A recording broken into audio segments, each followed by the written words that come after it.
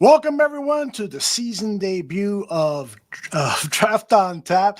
It's a co production with Shimon Draft Scout and the Barroom Network. Danny, of course, has his own channel now, and I'm hoping that he is beaming this show over his channel.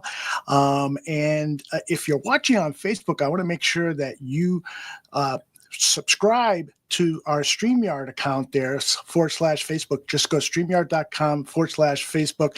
That way we can see your comments, answer any questions, or flash your comments up on the screen. And of course, if you're watching on YouTube, hit that like button, leave a comment, share, all that good stuff. You know how it works. Let me welcome in my man, Danny Shimon. Danny, how are you, brother?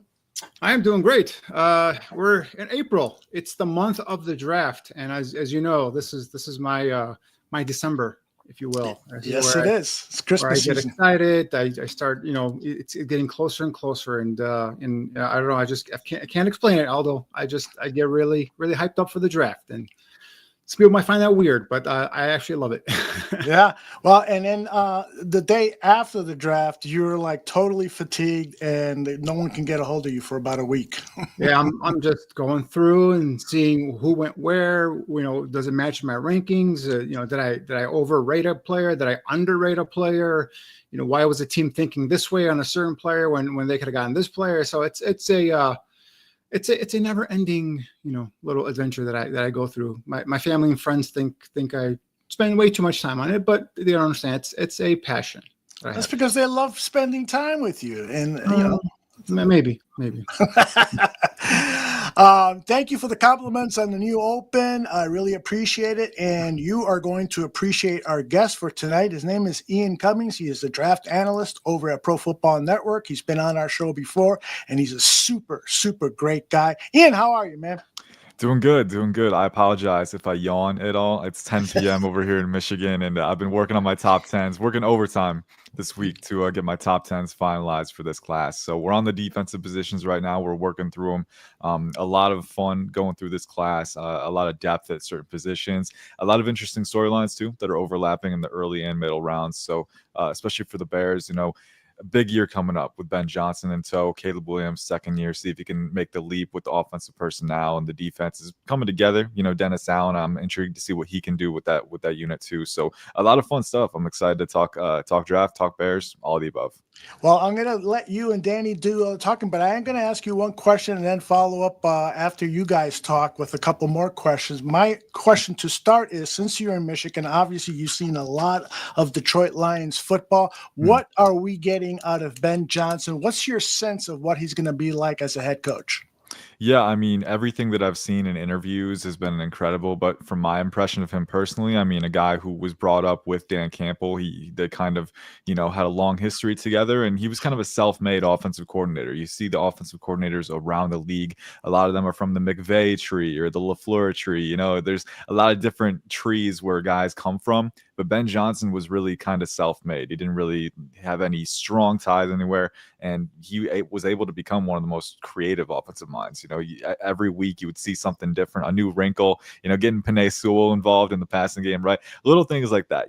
And if you're the Bears, I don't think you need to worry about Braxton Jones being your tight end too, right? But I do think what you can expect is an offensive coordinator or a head coach, a play caller, who's always going to be looking for that extra edge, And I think with the personnel that you have, DJ Moore, Rome Odunze, hopefully maybe get another wide receiver in the draft, but Olamide Zacchaeus, Devin Duvernay, who they added in free agency, Cole Kmet, I think there are enough pieces to do something pretty special with Caleb Williams behind the helm. And I think, speaking to what his mentality is too, he's a pretty analytically driven head coach. And I think interviews make that clear as well. Where do you get the most EPA, right? And there's a discussion to be had, whether you need a balance of old school tendencies and new school tendencies. I think a balance is good, maybe old school for motivation, for, coaching guys up, but, analytically minded for trying to find that edge, trying to find the best way to win. And Ben Johnson understands that. So I think, the Bears haven't had it easy over the last few head coaching hires. And I would say Ben Johnson is on track to change that. We always talk about the young up and coming cliche, but he's backed up the talk the past few years in Detroit. And I'm really excited to see what he does. All right, I'm going to let you and Danny go at it. I'll be backstage listening intently, and I'll see you in a few minutes. Yeah, thanks again, Ian, for taking some time. I understand it's late out there, but we do appreciate you carving out some time here for us tonight. And I think Aldo had a great lead in there. Obviously, Ben Johnson, with this show, Draft on Tap, and with my YouTube page, I've been Bears focused, and obviously getting to know Ben Johnson in terms of philosophy, in terms of what he likes to do. I've been watching a lot of Lions tape and all that stuff. And, the one big area, obviously, the offensive line, right? They kind of shore up that inside with free agency and some of the trades. And then obviously the draft is a big area that I was looking at earlier. And I was looking at, kind of watching what the Lions did. Ben Johnson comes from a system where he doesn't come from the Shanahan tree or the McVay tree. I mean, he doesn't have the completely wide zone offense, but he brings in some wide zone, brings some inside zone, brings in some gap power. So I've been looking at offensive linemen that could do everything, right? So, obviously with what they did with Dahlman and shoring up that inside, the tackles now have been primary, in terms of spotlight for the Bears, right? And number 10, obviously Will Campbell is a name that kind of shines out there. Membu is another name from the kid from Missouri. Of those guys, knowing Ben Johnson and the offense he's run the last couple of years at Detroit, if you had to pick a tackle, a 10, I'm not saying I'm pigeonhole you to tackle, but if say it's between Will Campbell or Membu, the guy I actually love, unfortunately he's hurt, is Josh Simmons from Iowa State. Who are those kind of linemen tackle wise that you think would fit perfectly into that Ben Johnson scheme?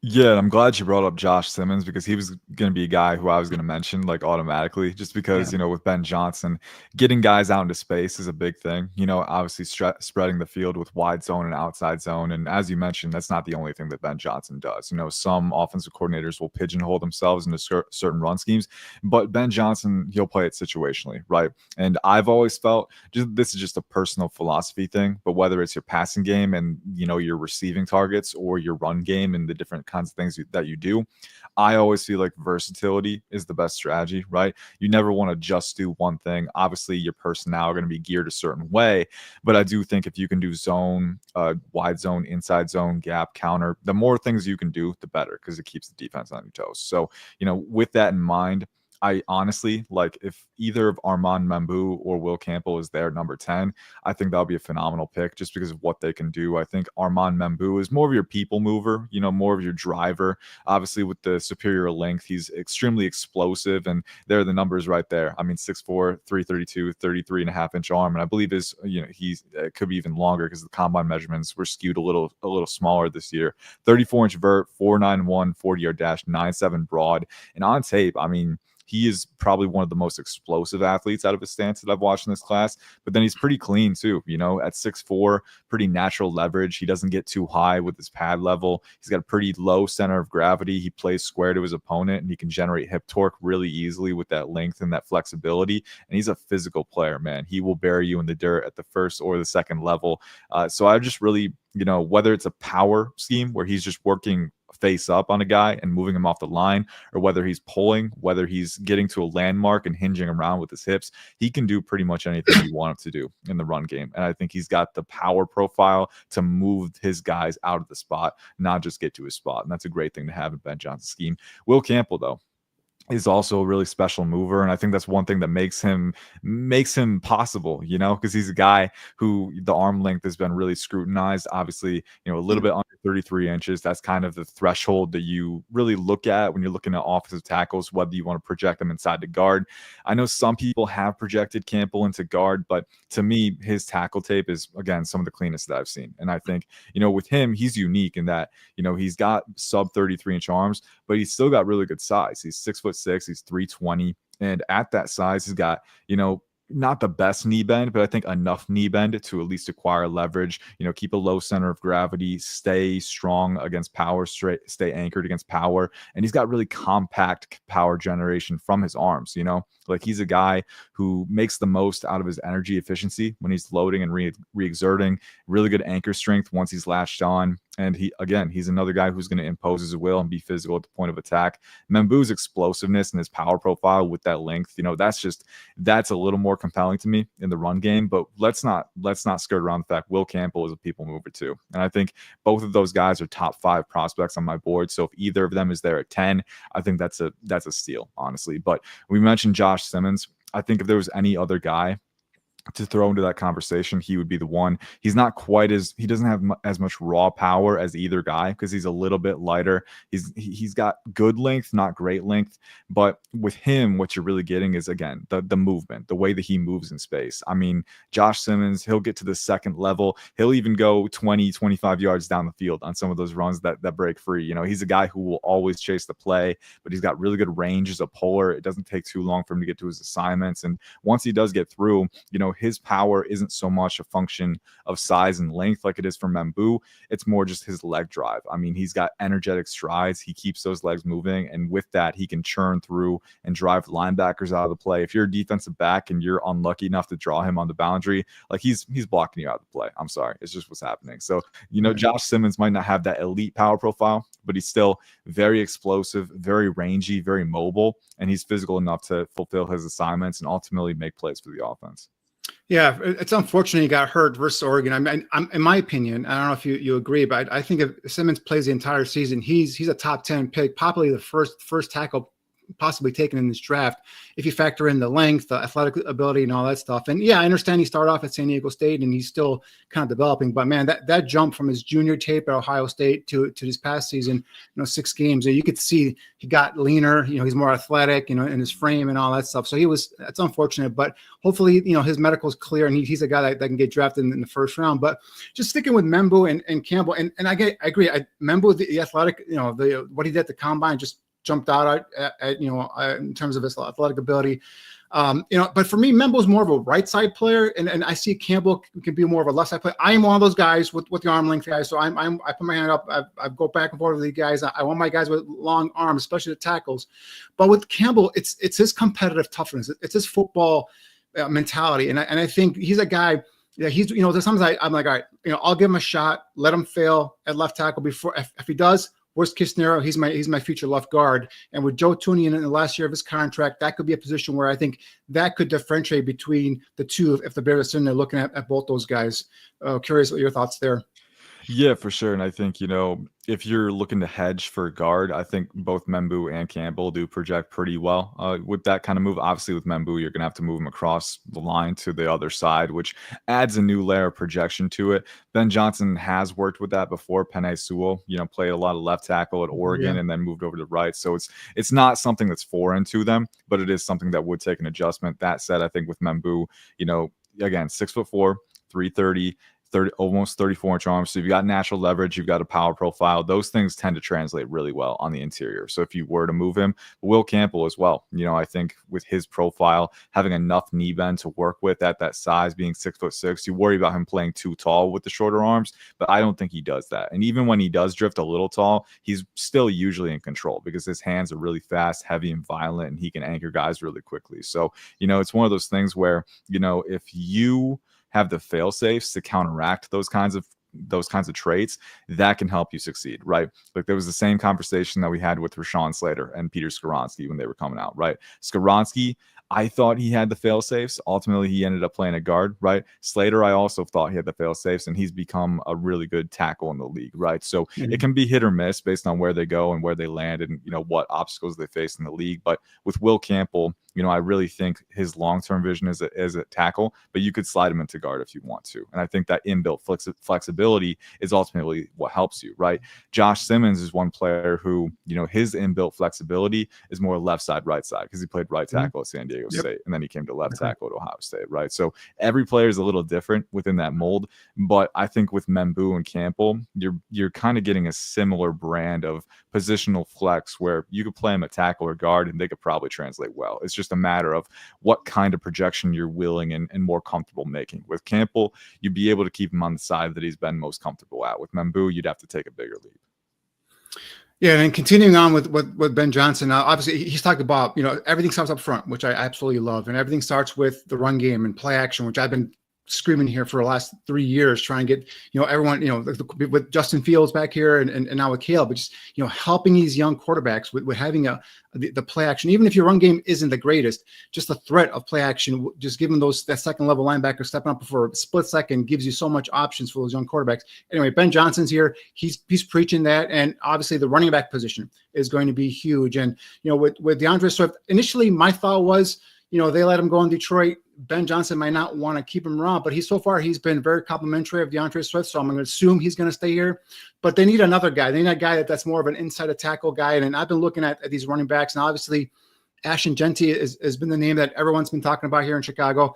Now, I don't think he falls to 10. Everything I've heard, and maybe you can correlate this or maybe, say, no, you're crazy, Danny. But everything I've heard is he's going to the Raiders at 6. He's not getting past that Raiders at number 6. So we'll see what happens there. But the next level of running back, I don't take running backs in the first round. That's me personally, again. So, but this is a great class in terms of running back depth. I mean, your guys second, third round, you can come in and you can probably be starters. So that second round range, thinking in terms of in between the tackles type of runners. There's guys like Quinshon Judkins, Caleb Johnson, so on and so forth. So, some of the guys that you can think could be available in that second round range that could fit that Ben Johnson mold as an in between a tackle type of runner.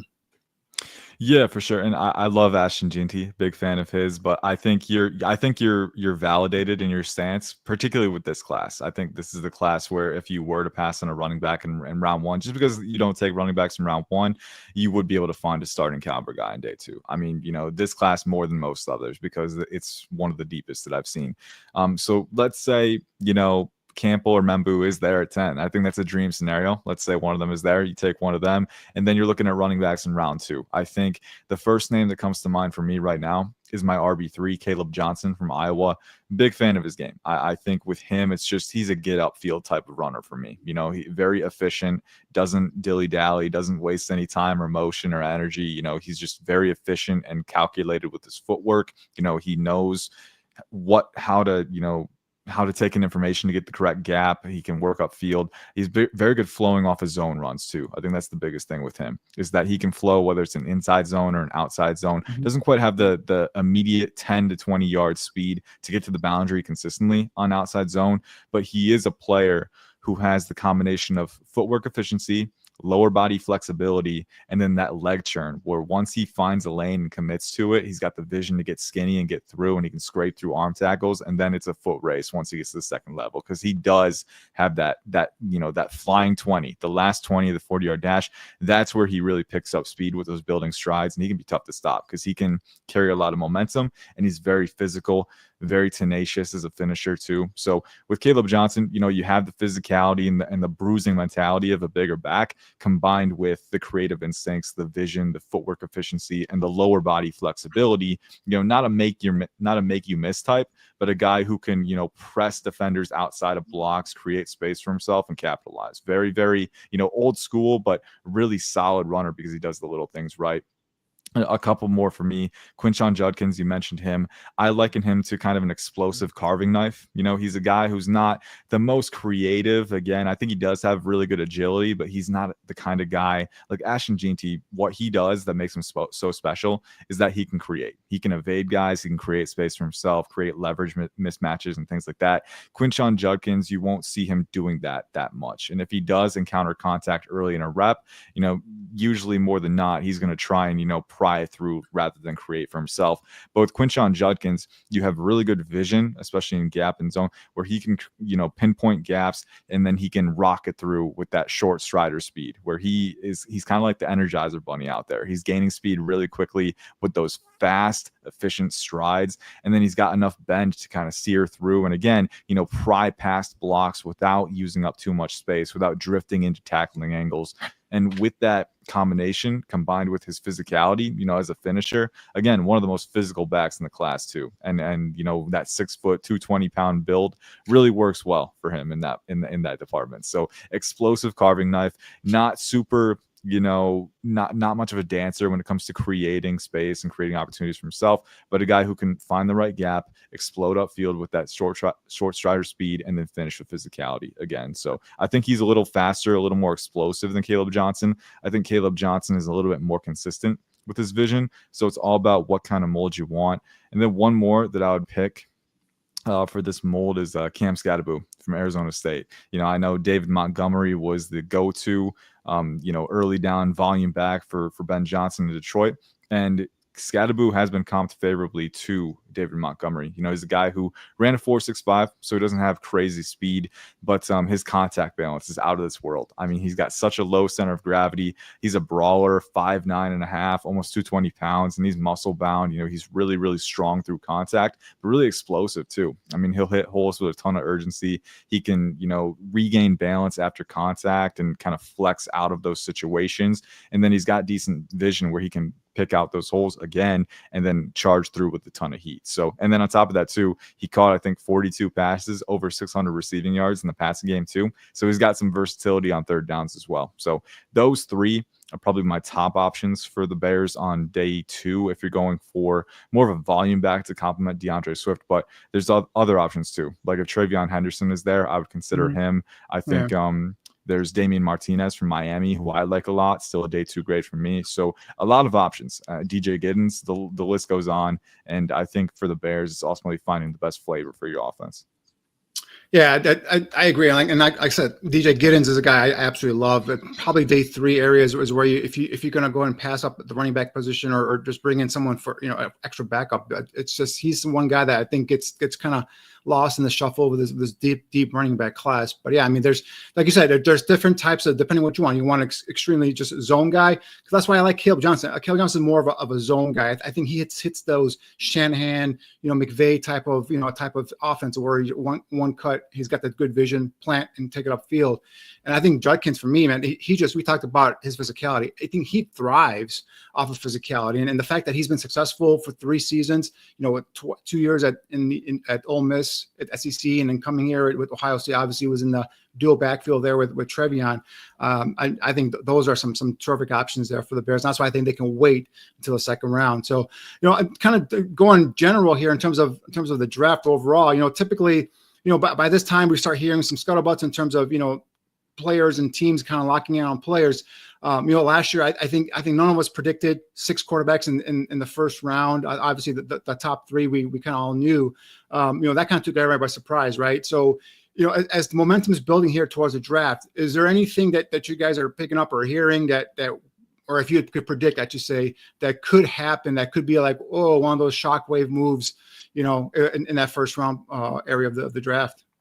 Yeah, it's a good question. I don't hear anything personally. I'm not super tuned into the league. I don't have sources or anything, not an insider. So I'll make that clear right off the bat. But, you know, reading the tea leaves, right? It's smoke season, right? So you see a lot of things and you got to choose how to parse through it. And one that's becoming, it feels more and more clear that Cam Ward will be probably the number 1 overall pick to the Tennessee Titans, right? The Titans have shown a ton of interest in him. And I think, you know, looking at the class and the evaluations for the QB position, you know, he's kind of head and shoulders the QB1 for me, at least, and for a lot of other people, I think. So, you know, it was something that was, you know, trending toward being obvious earlier on, but I think it's gotten even stronger in that impression. I mean, he's just the creative capacity that he has, the creative ability, you know, to throw off platform, to change direction, to evade rushers in the pocket, and, you know, to layer throws that not a lot of QBs can layer, with that arm talent, with that arm elasticity and that angle freedom. You know, that creative ability combined with his competitive toughness and that gamer mentality,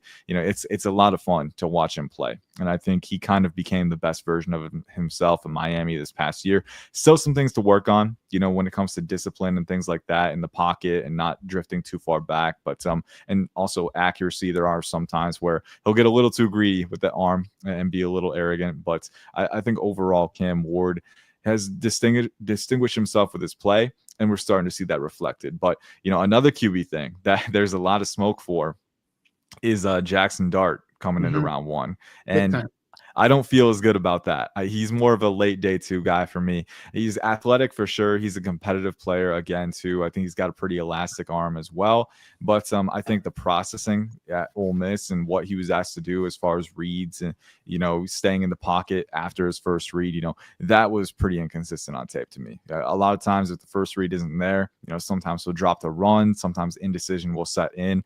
I still think there is a path for him to eventually become a starter, but I need to see more consistent capital A anticipation, you know, progression work, standing in without drifting or running and relying on that athleticism and that toughness, because he's got the toughness for sure. And you want that in a QB. but not a complete picture for me right now. So, there's some limitations. I think day 2 is a perfect place to grab him, but we're seeing a lot of smoke that, maybe the Steelers could choose to take him as that third QB at 19th overall in the first round, assuming Shedeur goes between then. And for me personally, that's a little rich for Dart. I mean, even Tyler Shuck as well, bottom half of the first round. Tyler Shuck. I mean, listen, crazy. He's talented, man. He is. I won't skirt around it. Like, he's got a legit arm. He can, throw from different platforms, different arm angles, and he's pretty athletic too. He's got some moxie too about him. Yeah, he's got some moxie. I couldn't, if he eventually became a spot starter and maybe was one of those guys who stuck around for a couple of years in a pretty consistent role, like, I wouldn't be super surprised about it. But he is, going to be 26 years old. He's got an injury history, right? So, and at the same time, I think the accuracy is still kind of a concern with him. I think he definitely got better at Louisville. I think it was his best year yet, but still not at the level where I would say, for sure he can be an NFL starter, right? So I think he's on the fringe right now. I think someone will definitely take him day 2. And you said it, like, hey, if Tyler Shuck does go round 1, I'll say this: it's not impossible. There's definitely like a 1 to 2 to 3% chance that it happens, just because this class is that scarce at QB. Got to tell you, I got to ask you this, because as Tooch points out here, the Bears are looking for players who add explosive plays. And Ian, after you're gone here in about 10 minutes or so, Danny and I are going to talk about potential explosive playmakers that the Bears can acquire in day 1 or day 2. I'm going to ask you a tougher question. Who on day 3 can you think of explosive playmakers, either running backs, wide receivers, or guys who can rush the quarterback that you think could fit that description? When Coach Ben Johnson says, he was asked the question, what was the thinking about drafting the running back so high with Jahmyr Gibbs? He says, we weren't thinking about a running back. We were thinking about explosive playmakers. And so that leads us fans to believe that potentially that could be the key descriptor of a player chosen. So you got any day 3 gems for us? Yeah, I'll stick with offense for now, but a few guys for sure at running back. There's quite a few. If you wanted to wait until day 3 to get an explosive playmaker, there are a few that come to mind for me. Dylan Sampson from Tennessee is one guy that I like a lot. He's a little bit smaller, I think around 5'8", 200, but the way that he runs, man, I love his lateral mobility at the line. I love how he can use his explosiveness and his bend to kind of carve through lanes. Again, he's kind of like a motorcycle. That's my analogy for him. He's bending through lanes and sustaining that acceleration while working to the second level. And for a guy who's 5'8", 200, he's not super scared in contact situations. He keeps those legs churning, really fast leg churn, and with that, he can finish forward. I think the receiving projection is a little uncertain with him, but I do think there is the potential with the skill set that he has. Bashul Tutin from Virginia Tech is another one. I mean, he ran a 4.32 with the NFL Combine. The explosion, the elite long speed really shows up on tape. I think he's a guy who's, a lower center of gravity, 5'9", 5'10", over 200 pounds. So, he's a dense, compact runner, really good contact balance for his size. And again, what you're getting with him, what the advertising trait is that elite speed and explosiveness. Because I don't think Bashul Tutin is quite as consistent as some of these other guys when it comes to vision, reaction speed, creative instincts. But I do think the speed alone has a role. It's just a matter of where you want to value it. One more running back that'll add to the list is Brashard Smith from SMU. Ran in the 4.3s, former wide receiver, but he's got that inbuilt receiving game versatility that Ben Johnson, he would be, itching to weaponize once he gets that guy in house. And then at the same time too, he's an explosive runner. He's really good at generating those chunk plays. And I think that comes with not just the speed, but also the finesse, the agility, the bag of moves that he has, whether it's a juke, a spin. Brashard Smith is really good at using the spacing available to him and then capitalizing with his speed and open space once he gets a crease. So, a few guys that really stand out there. And then at the wide receiver position, a couple guys that I'll bring up. We know that Ben Johnson, he's been on record talking about the wide receiver position and what you need, right? Likening it to a basketball team. You want different types of players. You want your point guard, your shooting guard, your small forward, right? Anything that you can get. They've got DJ Moore. They've got Rome Odunze. I feel like they've got their guard and their forward, but I still think there's room for, adding a few more bigs, right? To kind of use that analogy. Dante Thornton from Tennessee is one that stands out to me. If you're looking for explosive plays, right? Ran a 4.3. He's 6'5", over 200. He's a little raw when it comes to the overall route tree, but there are some really, really enticing flashes of route break efficiency with him, that plant and drive footwork where he doesn't have to use too many extra gather steps to sync on transitions, and then he can carry that speed through. He can gather rack passes in stride. He can track balls down the field. I think there are some really promising signs for him to potentially develop into more. And just thinking back to Ben Johnson, at Detroit, he was always a guy who you would have Amon-Ra St. Brown, you would have Khalif Raymond, but I think he always wanted to have that kind of big slot receiver, that big receiver who could make clutch catches and maybe threaten vertically. At first it was Josh Reynolds, more of that chain mover type, but a bigger guy, 6'3". And then when they didn't have that this past season, Tim Patrick came in and actually ended up being that kind of guy for them. So I think getting Dante Thornton as that bigger receiver could be an option. You need to coach him up on the chain moving aspects, but that could be a good fit. And then also Isaac Tisla from Arkansas, a guy who tested very well. The comment about Nick Nash as well. He's a player. He was very productive at at San Jose State this past year. I can't remember the exact numbers, but over 100 receptions, I think over 1,400 receiving yards. So really productive player, former QB. So, he understands that route IQ, and he's a pretty good athlete for his size too. So, there are a lot of options on day 3. If you're looking for those bigger guys who could potentially fulfill that, we'll call it the power forward role in Ben Johnson's offense. You've got the small forward, you've got the guard. It's time to get that guy who can make those clutch catches and kind of dictate coverage over the middle of the field and maybe isolate some one-on-one matchups. Samuel also says, don't sleep on Texas running back Jaden Blue. Oh, yeah. Pretty fast guy. Yeah. That's the guy. And he's also pretty good working through contact too. I think he was top 3 when it comes to yards after contact, so per carry. So really good player, a really good player. The speed is appealing, but he's a little more than that too. So you might be able to get him day 3, and at that point, really good value. Hey, I was doing a little background check on you to see what this guy's credit score is. No, I was reading some of your former articles, and you were interviewed by a publication. I don't have the name in front of me, but they were asking you a number of questions about your job and how you do things and so forth. And one of the several things that really popped out at me is they asked you, how do you evaluate players? And you talked about the wide receiver position, and you said, what does he do before the catch? What does he do at the catch? And what does he do after the catch? Can you expound on that? Because the people who watch this show are just really fascinated by all the process stuff about evaluating players. Yeah, so it's just another way for me to contextualize it.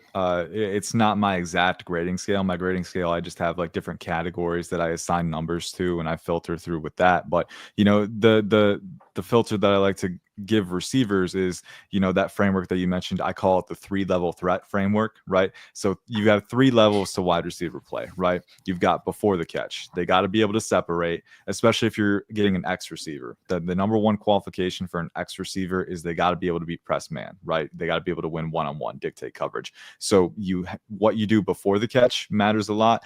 What you do at the catch point, right? And then what you do after the catch. So those are the 3 levels of wide receiver play. And then you can categorize many different qualifications within those departments. So before the catch, what are you thinking about? Your release package, right? What's the footwork like, the pacing, how varied is it? How versatile, right? Are there wasted steps, wasted energy, right? And then out of those releases, your hip sync, you're channeling explosiveness into the stem. How do you stem guys, right? Do you press vertical enough, or do you lull defensive backs and allow them to sit on you, right? So, a lot of different variables that go into that, but then the hip sync on route breaks and things like that. Then you get to the catch. How do you play the catch? Can you play it differently based on DB leverage, right? If they're bearing down, can you shield the ball with your frame? If you're working vertical, can you use your body to dictate positioning? Do you use late hands so that the defender doesn't have an opportunity to make a quick adjustment with ball tracking? So all of those things too, how do you control that? And then after the catch, can you reset your feet for rack? Some guys are quicker with that. Some guys need an extra gather step, and that can really limit rack opportunities too. And then the agility, the contact balance, a lot of components that lend well to route running also lend well to run after catch, quickness, flexibility, things like that, really quick direction changes. So, it's just a way for me to contextualize it a little bit, right? And if a guy isn't like home run in all three categories, I'm not necessarily going to take him off my board or anything, or knock him down. But I really like those 3-level threats, those guys who can succeed in legitimately every area. They can separate, they can win catches, and they can make plays after the catch. And those have a soft spot in my heart. Like I will always circle those guys and say, I know I can use them whatever way, right? If they're only a contested catch guy, then you're worried that they can't separate or they can't produce rack. We've seen plenty of guys who haven't panned out the way that we thought they would because they were a little too reliant on catch point work, right? So you've got to be able to succeed in every phase of receiver play. And I think that's a good way of kind of visualizing it. So real quick, some guys that kind of fit that mold for me in this class. I think Emeka Egbuka is definitely a guy in round 1. I'm a big fan of the way that he fulfills that. Jalen Royals from Utah State, actually my wide receiver 5, so a massive fan of him, but I think he's one of the better 3-level threats in the class. Jalen Knoll at Iowa State, I think for his size is a pretty good 3-level threat as well. And there's plenty of other ones, but it's always fun to kind of identify those guys because traditionally, I think if you can succeed in every area, if you're not a one-trick pony, if you can do whatever, I think that helps you out a lot. Tooch is asking for you to check out Isaiah Nair out of Nebraska and Andrew Armstrong out of Arkansas. He believes those are 2 explosive X receivers. Oh yeah, for sure. Armstrong is a fun player. I've got to watch a little bit more of him in depth. Isaiah Naor, I do know pretty well because he was at Wyoming. He had that really productive year at Wyoming, and I think I believe he tore his Achilles. It was or maybe it was a patellar tendon. I'll have to double check, but had a really bad injury at Texas his first year, and then transferred away from Texas, and then had a pretty decent year to close out in Nebraska. But 6'4", over 200, and then he's got some long arms, man. I think it's over 34 inches. Very explosive athlete, long strider on the vertical plane. So I'm really curious to see how he grades out for me. I'm working down the board right now, but those are 2 names that are definitely on my radar. One last thing I'd like you to do before you get out of here. I set up the Pro Football Network mock draft generator, and 9 picks are in. I want you to be the Bears general manager just for this 10th pick. So let me put it up on the screen right now. Aldo loves mock drafts, by the way. I do. Last year, I asked you to evaluate my mock draft, and I was actually going to share it with you and everyone tonight, but I'm so embarrassed by it that I'm not going to do that. But I'm going to let you play GM right here. And I'll just say, like, I do so many mock draft Mondays. If you wanted to put in the work, I'm sure you could find some pretty bad ones for me in the past couple cycles. Like there's a lot of them. So yeah. Okay. So Cam Ward, let me make sure you can see that. Yep. Let me go full screen and then say Cam Ward is the first overall pick. Carter to the Browns at 2. Membu to the Giants at 3. Will Campbell to the Patriots at 4. Travis Hunter at 5. Mason Graham, not Genty, going to the Raiders. Shadur Sanders going to the Jets, joining Justin Fields there. Will Johnson, the cornerback, going to the Panthers. And then Genty, who has just recently had some talks with the running backs coach from the New Orleans Saints, is going to New Orleans. So these are the players available. Let's not entertain any trade offers. As I scroll down on the right, stop me when you see a name that you like. Yeah, well, first off, a couple things that I'm noticing here is that all the guys that we talked about are off the board. We talked about Will Campbell, we talked about Armand Mambu, we talked about Ashton Jeanty, and they're gone, man. So we gotta stick and move here. We gotta pivot. So the Bears are in a unique position where I don't think they have a ton of like super glaring needs. I think their roster is pretty well set. So you could be creative if you wanted to. I know they got Zacchaeus as a guy who could be a wide receiver 3, but I also look at T-Mac and, hey, we talked about the basketball team analogy. You've got T-Mac. I've always felt that Tedero McMillan is probably best as a movement Z, not an X receiver, because his work against press coverage doesn't have a ton of route variance right now, but I think he thrives as a guy who you can scheme touches as a rack threat, and then he's really good at the catch point too, with his body control, with his ability to box out, play positioning. So I can imagine Ben Johnson having a lot of fun with that. I can also imagine Ben Johnson having a lot of fun with Tyler Warren, a guy who goes in the top 10 pretty often. I know for the Bears, who have Cole Kmet under contract, it's not the most prevalent pick, right? It's not the most popular one, but Tyler Warren is a guy who you can literally use wherever. I mean, Penn State had him going wildcat quarterback sometimes. By the way, I wouldn't have him do that often in the NFL, but it speaks to what you can do with him. You can play him in a big slot role. You can play him even out wide a little bit, where you can out muscle guys in one-on-one situations, off motions, right? And then inline as well. I think he's a pretty solid blocker. I do think there are some times where he can engage his hands a little bit better, but the want to is there, the physicality is there, the power as the driver is there, and then he's explosive enough. He's not quite Colston Loveland when it comes to athleticism and route running, but he catches everything, and he's a very, very versatile player, which we know Ben Johnson loves that. So right away, those two stand out. But within the conversation of what we were talking about with Campbell and Membu, Kelvin Banks Jr. could also be an option. Played at Texas, had a pretty good final year. I think around 6'4", 6'5", 320, around almost 34-inch arms, and a guy who has that profile that you want when it comes to natural leverage and proportional length, but explosive, really physical. And then a guy who, has some of that guard projection if you want to move him to guard. I think, the natural leverage, the physicality, those things really translate well on the interior. So you could do that if you wanted to. I saw a comment, Colston Loveland, there's some preference for him there too. I think Loveland or Warren is a really, really intriguing conversation. I think it's just a matter of what you want. And I will say this, I've seen some people comping Loveland to Sam Laporta a little bit, right? So, if you're Ben Johnson, you're seeing that, you're like, hey, Cole Kmet can be my seam threat, my red zone threat, and then Colston Loveland can just be my do-it-all tight end, right? My complete X factor. That's pretty appealing to me, right? They're really close on my board, but I will say I do think Colston Loveland can be that X factor in the way that Tyler Warren can't. Real quick, I want to get you guys' thoughts on the safety position long-term for Chicago, because Malachi Starks is also there, and I have a big grade on Starks. Go ahead, Danny. Danny has another rule: no running backs in round one and no safeties. Oh, come on, Danny.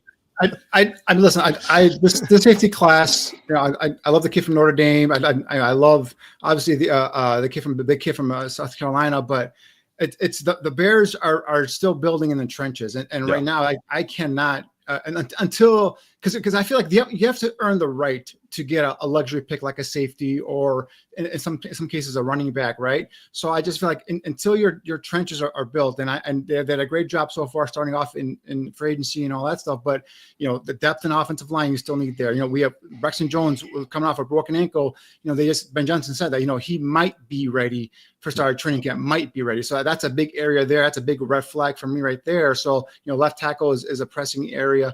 Defensive line is a pressing area, and I'm just sitting here, I'm shaking because I'm seeing two of my favorite defensive players on the board there, and you didn't mention them, and I'm like, mention one of these guys. You didn't mention one of these guys, but I'm a huge Jalen Walker fan, and I know. I know it's not the perfect fit, right? He's an edge player in an off-ball linebacker body. Yeah, but man, his tape is one of the most fun tape I've seen so far in these defensive players, and I think he is a day one impact player.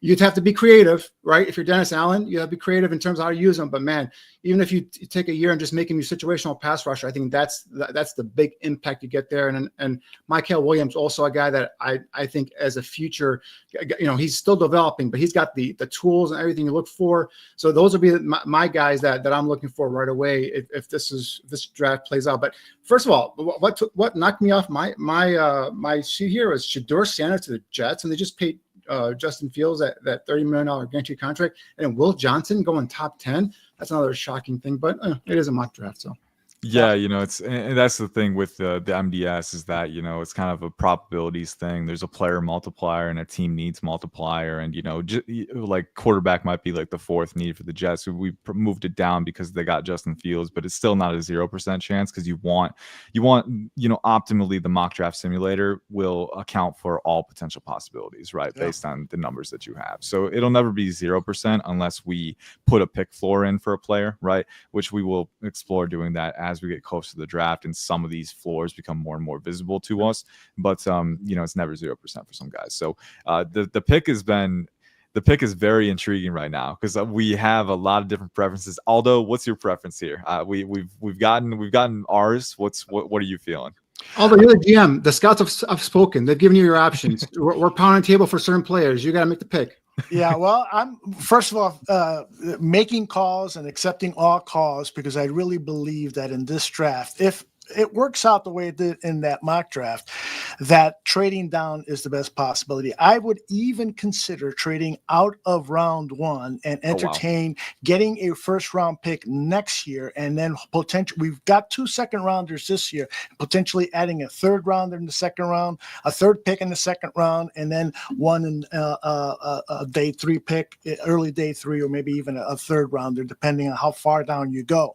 So the funny thing is, I've listened to Danny for the last 7 years about not taking safeties early, but I would entertain Emanwari early in the second round if you trade out of the first round or trade very late in the first round. The reason why is we've learned that the Chicago Bears are interested in adding more speed at the linebacker position. Well, there aren't a lot of really qualified off-ball linebackers who fit that need. And so I'm thinking maybe Emanwari, who is so good against the run, is drafted as the heir apparent to the safety position, but can be used by Dennis Allen to help stop the run on running situations. He's just a chess piece that I think Dennis Allen would like. And then when Byard's contract is up, and if Jaquan Brisker continues to have concussion issues, we've got a guy that can step in to one of those 2 spots and play there for the next 10 years. So that's sort of my thinking. I got you. Yeah, Emanwari is a unique player in that he does have the size to potentially be a sub package linebacker if you want to move him down there. I think 6'3", almost 230, 4.4 speed. I think sub 4.4 actually. Really, really good explosive testing. The dude's a freak. I mean, there's no other way to put it. I do think I would want to see him improve his. There are some times when he's a strong safety and he's roaming over the formation, and if you have like split flow action where the tight ends are going one way, guards are going another. When it's muddy, there can be delays with the processing and the trigger and in run support. So I want to continue to see improvement there. But the physical tools are really alluring with him, and I do think you could get some versatility there. You could also get, you got Carson Schwezinger out of UCLA early in round 2 if you wanted to kind of entertain that. But it's a really unique situation for them. And I do agree, safety is kind of a tricky one to project in round 1. It's one of those things, and especially in this class too. Like you've got Andrew Makuba, Jonas Sanker, Kevin Winston Jr. on day 2. I think there's, again, room to wait a little bit and get a developmental guy later on. So Makuba's a guy I've earmarked for like round 3 probably, because they don't have a 4th round pick. So around 3 is like, if you're going to go safety, Makuba is a kid from Texas, was a kid from Clemson, transferred to Texas, and he had 5 interceptions last year. He's a downhill, could be a little out of control when he comes downhill in terms of filling the run, but man, he is a walloper, man. He's 5'11", 190 pounds is what he measured in at, but he's a kid that I do like in that 3rd round range. But yeah, I mean, and in Winston, I haven't heard anything in terms of injury. I know he missed a big portion of the season because of injury. He hasn't worked out or anything like that. I'm curious in terms of his medicals, anything came back. I didn't hear anything in terms of the medicals from the combine, but that's where teams have to do their homework and try to fill out and see how he's doing.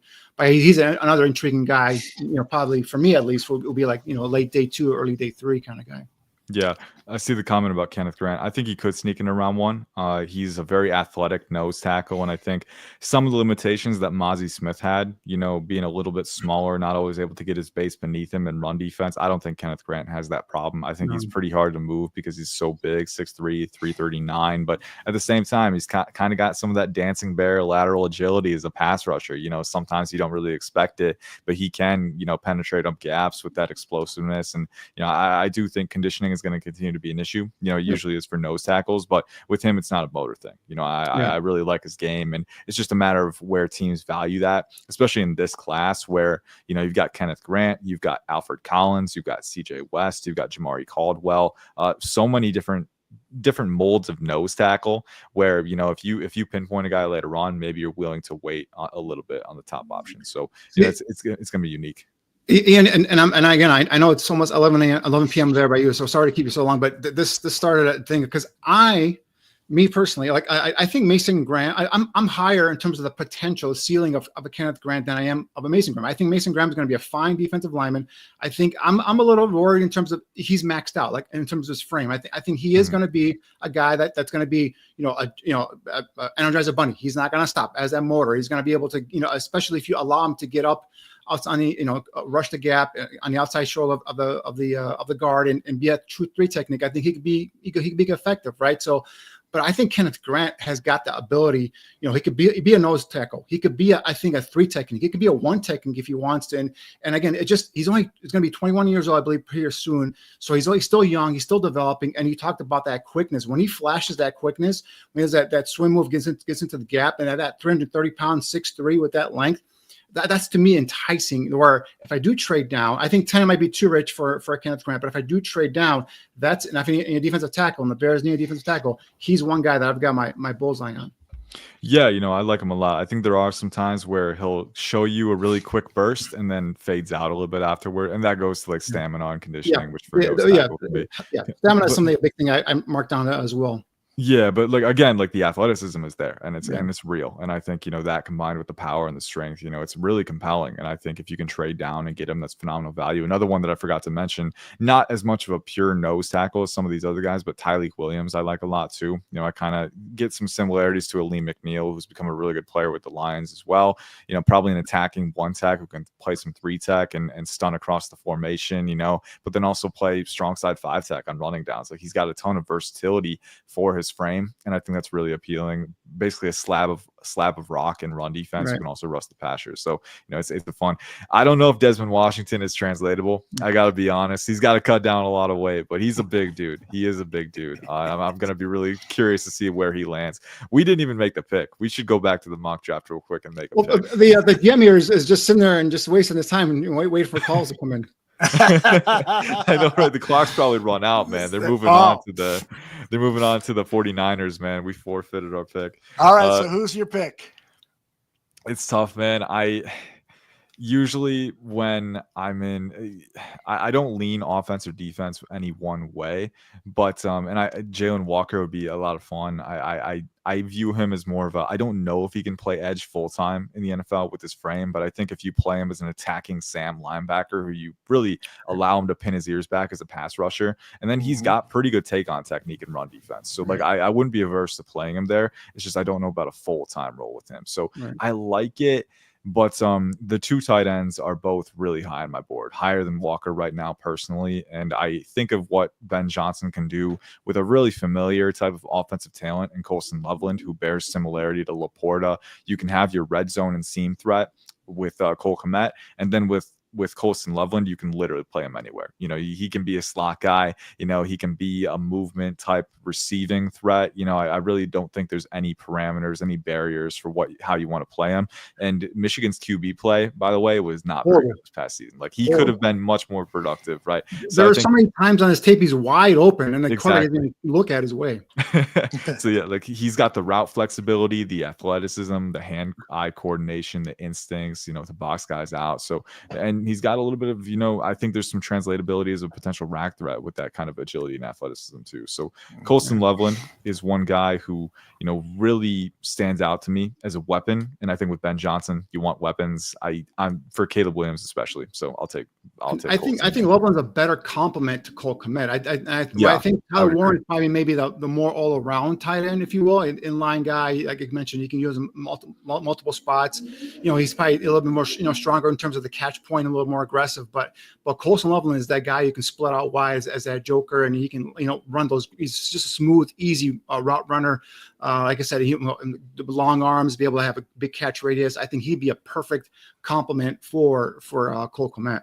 Yeah, and here's the thing too, the consensus, it feels like Tyler Warren has kind of run away as the tight end 1 with the big market guys in the draft analysis space, but they're graded closely enough for me where it can be up to preference. It can be up to which one is the better complement for who we have on the team right now. And I think Colston Loveland is the better complement to Kmet as opposed to Warren.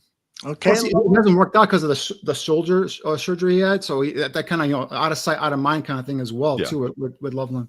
Yeah, it's really like a "what have you done for me recently" type exercise with draft analysis. It always is. And when there's a guy who doesn't test or whatever, because the combine, the pro days come around, and we get fixated on the numbers, and the numbers are important for cross checking, but you got to remember who those athletes are, because sometimes they don't test, and you kind of discount it, you forget about it. But the tape really tells all. It really does. Right. Like the numbers and the analytics are important. I don't want to skip around that, but usually what you see in the numbers is also conveyed on the tape. So, Right. you got to go back to that.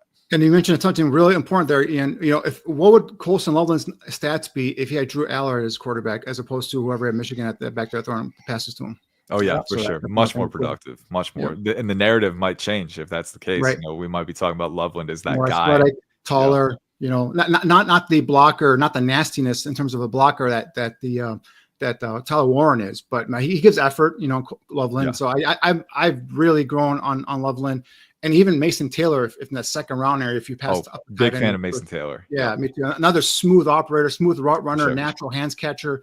So these are the two guys I've kind of earmarked for the Bears to be nice compliments to Cole Kmet as opposed to Tyler Warren. Great stuff, gentlemen. Ian, please tell our fans, both for the audio podcast and video, where they can find your work. Yes, you can find me at IC_draft on X, formerly Twitter. I post about the draft. I'll just post clips and mocks and whatever's on my mind. With NFL draft analysis, it's pretty much a stream of consciousness things. There's so many names to keep an eye on, so you got to be able to stick a move. But it's fun. It's the best time of year. And any questions you have, NFL draft related or mock draft sim related, because the MDS, I'm one of the key people kind of updating the rankings each week. We try and check it as much as we can. But if you have any feedback, any rankings, or if you just do a mock draft, you want to get my input on it as well, send it my way. Literally anything, just tag me and I'll try and be responsive. But here's what you can do with the mock simulator: lock out Aldo Gandia's account. I'll get on that. No way. I'll talk to the dev team tomorrow, see what we can check out. Do us all a favor, please. Yeah. Although I'm doing this for your own good. Okay? No, He's got a problem. We need an intervention. We need to sit down. It's either that or drink beer. No. Ian, you really are one of our favorite guests. I really appreciate all the time you've given us. And we'll reach out to you maybe after the Bears real draft and get your thoughts on what Ryan Poles and company did over for our beloved Chicago Bears. Okay? Yes, sir. Looking forward to it. I'm going to go get some sleep now. Okay, Thanks, brother. Take care. Thank you. That is Ian Cummings over at Pro Football Network, a super, super great guy. I really love the conversation that you had. And he volunteers a lot of information, which I love people when they do that on interviews. Danny, let's take a 30-second break just to let people know about one of our newest shows on the network. And then you and I can come back and take care of talking about explosive playmakers and also the latest that came out of the owners meeting. So stand by. Okay.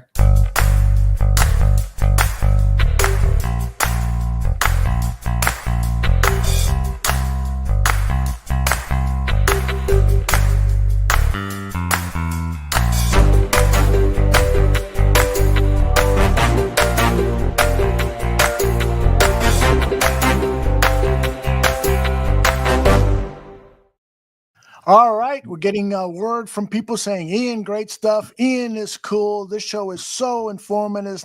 Nice job. And on it goes. The praise is fantastic. And I want to make sure that everyone who is watching us live and those who will watch later on demand and people in the audio podcast, that they go over to our sister channel. You could call it Shimon Draft Scout. Danny added about 2 or 3 running back evaluations today. Is that correct?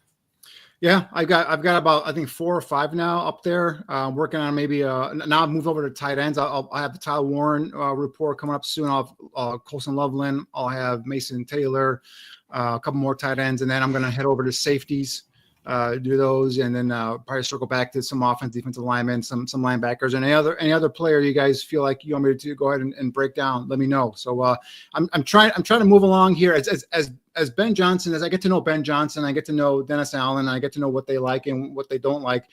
The more I hear from them, the more I read about them, and the more I kind of see from what their previous teams have done.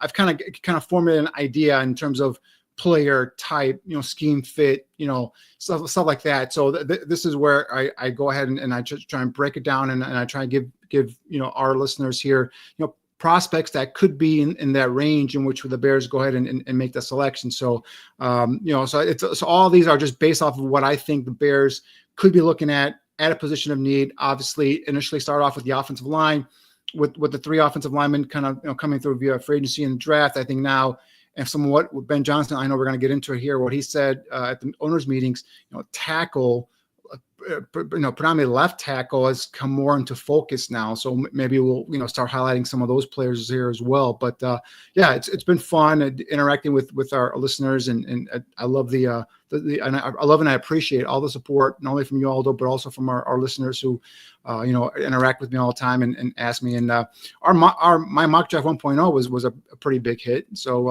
excellent. That was good to get to see there as well. So. Excellent. Well, we're expecting 2.0 in a couple of weeks. Okay. And we're also going to be recording a day 3 gems as well. So love it. Love it. All right. You were talking about what Ben Johnson said down at the owners meeting, and there was a soundbite that Adam Hogue got for CHGO that I want to play for you, because it opens up the whole question about Will Campbell and whether he could be the 10th pick in the NFL draft for the Chicago Bears for the left tackle position. This is what Hogue asked him and Coach Johnson's response. It's listen, here's what I would say. I love watching the tape without knowing anything. To me, that's the most important indicator whether the guy can play football or not. And as you're watching tape, if concerns arise about getting long armed on the perimeter, because it really shows up more for tackles that you have these long armed edge rushers that are sticking on out, and they're able to, if you can't anchor and it becomes a consistent problem, then yeah, I'll look at arm length and see if it fact checks or not. So, given what he said there, do you now reevaluate Will Campbell and maybe disregard arm length, or are you seeing potential issues with the arm length that he has, and that guys are getting inside of him, and disregard him as the 10th pick for the left tackle position? Well, that's the thing is I'm a huge Will Campbell fan, right? And but that clip right there kind of just indicates what I've been saying all along is he, because of his short arms, he is unable to press and keep guys off his torso, and guys with longer arms, defensive linemen with 34, 35-inch arms, or even 33 and a half or 33 and 3/4, whatever it is, they get into his body and they can walk him back, and that's where he's able to, he gets into some trouble, right? He gets to walk back into the quarterback's lap. Now, the one thing about Campbell is, he's aggressive, and he's got that competitive fire in which, there's times where he can just kind of like rebound and be able to anchor and just kind of hold his ground for that split second or two, and give that quarterback an ability to go ahead and get out of the pocket or complete the throw down the field. So, will that happen? Or will that be able? Can you do that at the NFL level, right? When you go Myles Garrett coming at you, or some of these premier edge rushers coming at you. So that's the thing for me. And I've gone back and forth in terms of his tape is good. He's a guy that I love everything about him. Athletic, he's got the feet, he's got the height, he's got the athletic ability, he's got the nastiness. That's what I love about him. He's got the nastiness and the competitive fire that you want in your offensive lineman.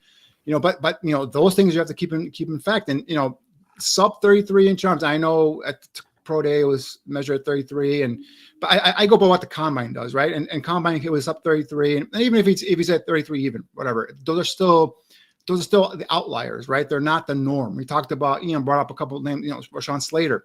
I think that was his measurement, exact 33-inch arm length, and he's been a left tackle, he's been successful, right? And then we talked about Peter Skoransky, from Northwestern. He's a guy that was all Big Ten left tackle, and everybody, that was again the debate, short arms, blah blah, and he's been a left guard, and he's been a pretty good, decent left guard. So the way I look at it now is if you're sitting there at 10, and he's a guy that I know they're bringing him in for a visit here, for a top 30 visit. If you're in love with the kid, and I have no doubt they're going to fall in love with the kid in terms of his his makeup and all that stuff, and Joe Thuney's in the last year of his contract. And for the extension, he's still in the last year of his contract. Now this kid, I'd give him a shot at play left tackle because I love that competitive fire in him, and I love, like I said, everything else about him. So I give him a shot. to compete at left tackle. But worst case scenario, he can kick inside to left guard if you need to. So I think that's if you have that mindset with Will Campbell, then he's not gonna fail for you, because if he doesn't, he's not a left tackle. The arm length thing is an issue, kick him inside. And I have no doubt he can be a damn good left guard for you. Yeah, I see it the same way. If they truly believe that this guy is worthy of the 10th overall pick, then choose him, play him at left tackle, and like you said, you now have that backup. He can move into the interior offensive line. I'm starting to get a little worried that there has been no news about Tooney's contract. Hopefully they'll get that done, because that would mean greater value for that trade to acquire him. But we'll see. There's some options there. Okay, so the big assignment that you had for this week's debut show of Draft on Tap is to react to what Ben Johnson said down at the owners' meeting, is that he's looking for explosive playmakers, guys on either offense or defense. That's the key. And so you've come up with a list of 8 or 9 players. Who do you want to start with first? Well, just to kind of give the listeners some context here, Aldo said, give me 5 guys that you would consider with that first, overall pick, number 10, right? And this is all assuming that they stay at 10. And obviously, I wanted to, I can give you a list of 20 guys if I wanted to, but I wanted to give you guys that realistically that I don't want to overvalue players, like one of the players that Ian brought up, Colson Loveland, the tight end. I like him a lot, but he's not worth a 10th overall pick. Abuke, the receiver from Ohio State, I like him a lot, but he's not worth a 10th overall pick. So I try to keep it focused to guys that could be available there, and you're not overdrafting them, right? So the one player we've already kind of touched on here, if you want to go and bring him up, is Jalen Walker. And again, the kid from Georgia, and I've said this multiple times. He's got some of the best tape that I've seen so far in these defensive players, right? And he's an edge player, but he's in an off linebacker body, right? So that's the issue. And this is where Dennis Allen, if I'm in that room in draft night and he's sitting there, Jalen Walker's sitting there, I'm talking to Dennis Allen. All right, Dennis, how are you going to use him? Obviously, he's not a hand in the ground defensive end, right? He's not a guy you could play down in, down out as a defensive end. But on third downs or on passing situations, this is a guy. He's a guy gets after the quarterback. And you talk about his ability to set the hard edge as a run defender, ability to get after the quarterback. He's got multiple moves. He's got the swim, the rip, so on and so forth. And he's got the relentless motor. And you talk about a guy that can go from sideline to sideline and make plays. So, Dennis, give me your vision. You want some speed at linebacker. This guy, can you play off-ball linebacker in your system? Whether it's weak side or strong side or whatnot. I don't think he can play middle, but give me your vision here, Dennis. And Dennis says, hey, you know what?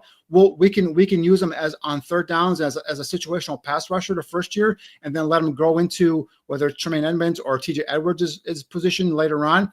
We'll do it that way. And if my defensive coordinator says that's how I'm going to use him, I'm running up there from Ryan Poles and I'm making the pick, because you cannot go wrong with this guy. This is a player that, again, sideline playmaker, got to get after the quarterback. I understand he's 6'1", he's 240 some pounds, but he plays bigger and stronger than that. He's got strong hands. The way he punches offensive linemen, rocks them backwards, it's very, very impressive. And again, just a dude. And I just feel like when you have football players, impact, dynamic football players is what Ben Johnson, called for. Jalen Walker's got to be one of those guys you talk about. Was he used in a similar way that Georgia used Leonard Floyd? Similar, right? But he's a more even though he's smaller in stature, he's a more physical, more built in terms of a power player, which is very, very impressive. Again, 6'1", 240. I think he came in at 243. 32 and a half inch arm length, but he plays a physical run defense in terms of setting the edge, filling everything back into his defensive lineman, and again, just being able to convert speed to power, rocking those offensive linemen back, getting them on their heels, and creating pressures on the quarterback, whether he's getting the sack or whether he's making the quarterback nervous and making a move off his feet there, his platform. There was a clip against Texas. I mean, he dominated Kelvin Banks Jr. Those 2 games against Texas, and then there was one where he was actually rushing at Arch Manning and is it Arch? Yeah, it's Archman, right? That's Yeah, the Archer, yeah, Archman. And so he's rushing at them, and then he leaves the pocket and he chases him down, runs him down. And Manning is a pretty athletic quarterback, and he just runs him down like no tomorrow. So again, and you talk about a spy in the middle of your field for any sort of athletic type of quarterback.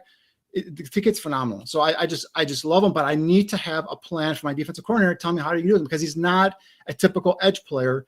Like I said earlier. Gotta have a creative guy. J2K says he could be like a Roosevelt Colvin type. He's got to be better than Roosevelt Colvin.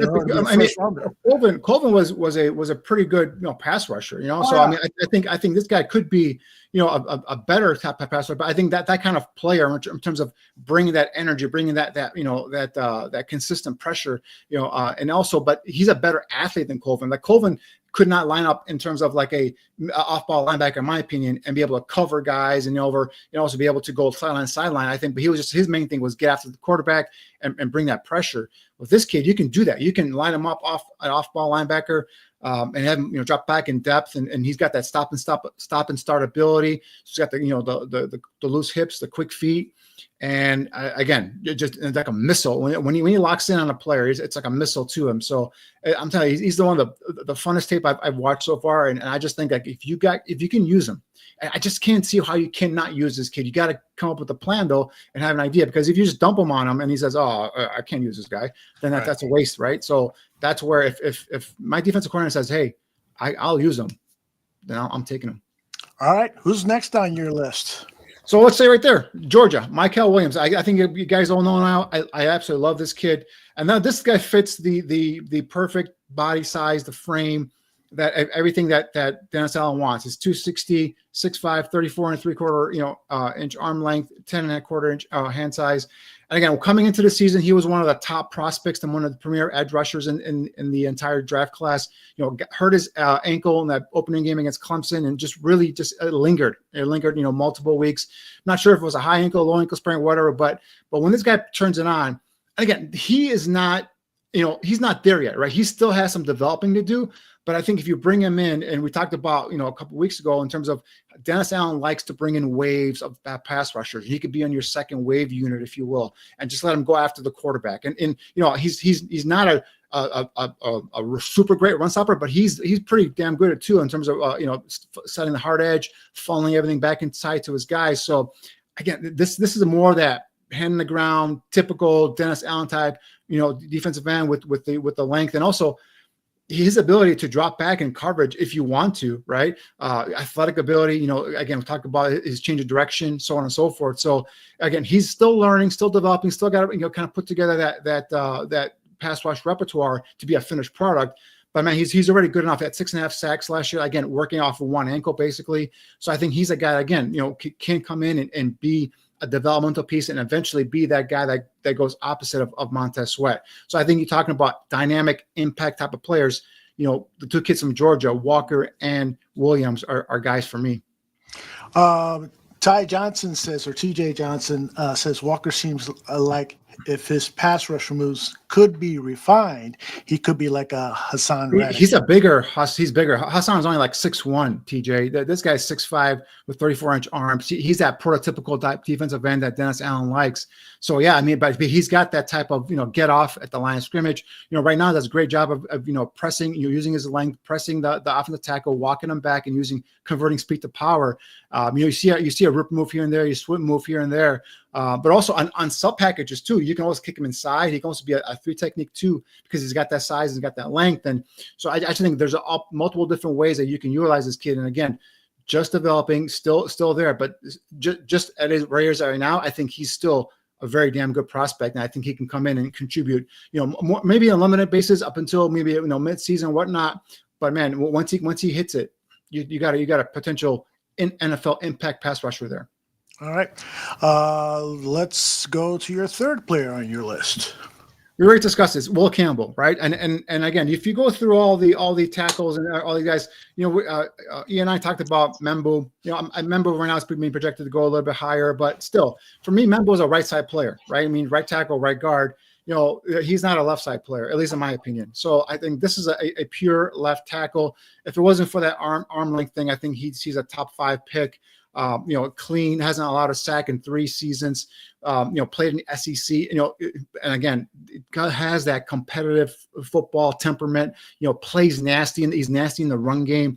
So you love all that about him. You see him in interviews, he's got that fire, that passion you want to see in your offensive lineman. So for me, I just came to the realization and said, all right, if he's going to fail a left tackle, I know he's going to be able to play left guard for me. And, that's still a starter along my offensive line that can be, there for next, 7, 8, 10 years, whatever. So that's why I finally came around to it. All right, you know what? I love him so much as a player. Yeah, he doesn't fit my measurables like I want. So I'll give him a shot to play left tackle, especially with the news we heard about Braxton Jones. You're going to need someone on the left side. And if it doesn't work out, kick him inside left guard. I got my left guard. You're on mute, Aldo. Phil Yates over at ESPN mocked Will Campbell to the Bears at number 10 and has him number 5 on his big board. And of course, he and Mel Kiper went at it, and Mel Kiper saying that the arms are an issue. But Fields says, I will go to my grave, I'm paraphrasing, saying that this guy is a left tackle because of his excellent footwork, because of how quick he is, and because of how sturdy and strong he is. This guy can do it all. Don't worry about the arm length. Focus on the tape, and you will be convinced that he will be a left tackle. He's a big, strong proponent of Will Campbell. Yeah, and that's the thing too. Like I'm worried about. I'm in Mel's camp in terms of I'm worried about the arm length. I'm an arm length kind of guy, and I believe in that, right? And guys like we've talked about before, guys with sub 33-inch arms, if they play left tackle, they're not the norm. They are the rare unicorns, right? So at number 10, you just can't take that gamble. But you keep watching this kid. You see his interviews. You see how he talks and the competitive juices and the way he run blocks. And yeah, if it wasn't for that, again, what happens here? He lets defensive linemen get into his torso because he can't push him off. He can't press him because of the shorter arms. And again, they walk him back into the quarterback. But what then you go back and see is like he's still able to then contour his body because he's so athletic and he's 6'6". So he's got the ability then to kind of stifle himself and kind of hold up and be able to kind of stop that bull rush. Enough time for the quarterback to either escape away from pressure or go ahead and make that completion and get rid of the football. And that's what you need to do. You want to see a guy that's going to compete, not just give up and give in. But yeah, everything else, the feet, the sets, you be able to get to a set spot quick enough, and again, the temperament and all that stuff. So he has a left tackle type of ability. It's just the arm length is what, initially concerns you. But I finally come around to saying, if he's not going to be a left tackle, he's going to be my left guard. Excellent. All right. Who's next on your list? So for the first round at number 10, assuming we don't trade down, that was my 3 guys. Those are my 3 impact guys. So then we went to the second round, and then obviously having bypassed because I forgot to tell these guys. So before the context, we kind of talked about, Aldo and I said this is assuming Abdul Carter, Travis Hunter, and Genty are gone. Right. So that's the context that went there, and that's why I went with these 3 players. Now, going to the second round, assuming we get one of these 3 players in the first round, second round, we still have a need for tight end. We still have a need for running back. We still have a need for our defensive lineman. And just real back, we'll back to the first round. Although I did consider Tyler Warren. And we talked about, in terms of Ben Johnson, what he said at the NFL owners meeting. And I watched Tyler Warren, and I think he's a good tight end prospect, but he's not dynamic, right? He's good. He's a good blocker. He's nasty as a blocker. He's an inline guy. He was good at the catch point. He's physical, but he's not someone that explodes out of his stance. He's not a guy that, in my opinion, can stretch that seam and be a threat down the seam. So again, I'm looking for a complement to Cole Kmet. Now, if you didn't have Cole Kmet, then you can have Tyler Warren there, right? But I think they'd be too similar in terms of body types, in terms of play style. So that's why I didn't go with Tyler Warren. I would prefer guys like, Colson Loveland and another guy here we'll get to soon here. But for one of the guys I picked here in the second round, obviously you have 2 picks 39 and 41. Is running back Quinshon Judkins, and another one that I've been raving about is this kid. Right, talked about a guy that's we talked about his physicality, right? 6 feet, 221 pounds, has the frame, has the body. This is the guy that again, I'm looking for a complement for DeAndre Swift, right? If Swift's going to be that jitterbug kind of bounce to the outside, pass catching threat, I want someone that's going to run in between the tackles and is going to be physical. And this kid absolutely loves contact. He kind of feeds off of contact, and 4.48 speed in the 40. So he doesn't have to me he can get caught. Here he can get caught. But he's got some big play potential there with that speed as well. So, first 2 seasons in the SEC, was very productive there. Rushed for over 1,000 yards each season. Freshman year, over 1,500 yards, 16 touchdowns. This kid in his 3 seasons, obviously this past year at Ohio State, he was part of a committee with Travion Henderson. But this kid in 3 seasons has 45 rushing touchdowns. Okay, and he's got another 5 receiving touchdowns. He's got 50 touchdowns in 3 seasons. So talk about being productive. Talk about playing in a top-notch conference in the SEC of first 2 seasons, and then coming and playing here in the Big Ten and helping lead Ohio State to a national championship. And some people say, oh well, he had some bad games against certain defenses. Well, Notre Dame had a pretty damn good defense in the national championship game. He rushed for 100 yards and had 3 touchdowns in the game. So I think this guy gives you some of that thunder, if you will, lightning and thunder, if you will. If Swift is that lightning guy on the outside, this guy gives you some thunder and running between the tackles, and again, give you that big play potential. I think keep the chains moving. And I think if he's a guy in that second round range, that if he's there, I think the Bears pounce on him. What's funny is that I was looking at those clips. There was one play where one of the Georgia defensive linemen stripped the ball away from Judkins. Does he have a ball control issue? Ball security? I have the stats right here. I had the stats here right here. I didn't see. I wrote them down here somewhere. I don't think he has any ball security issue, but I can double check on that. But no, he's not a guy for me that loses the football in terms of fumble. Funny you mentioned that though. Jeanty does have an issue.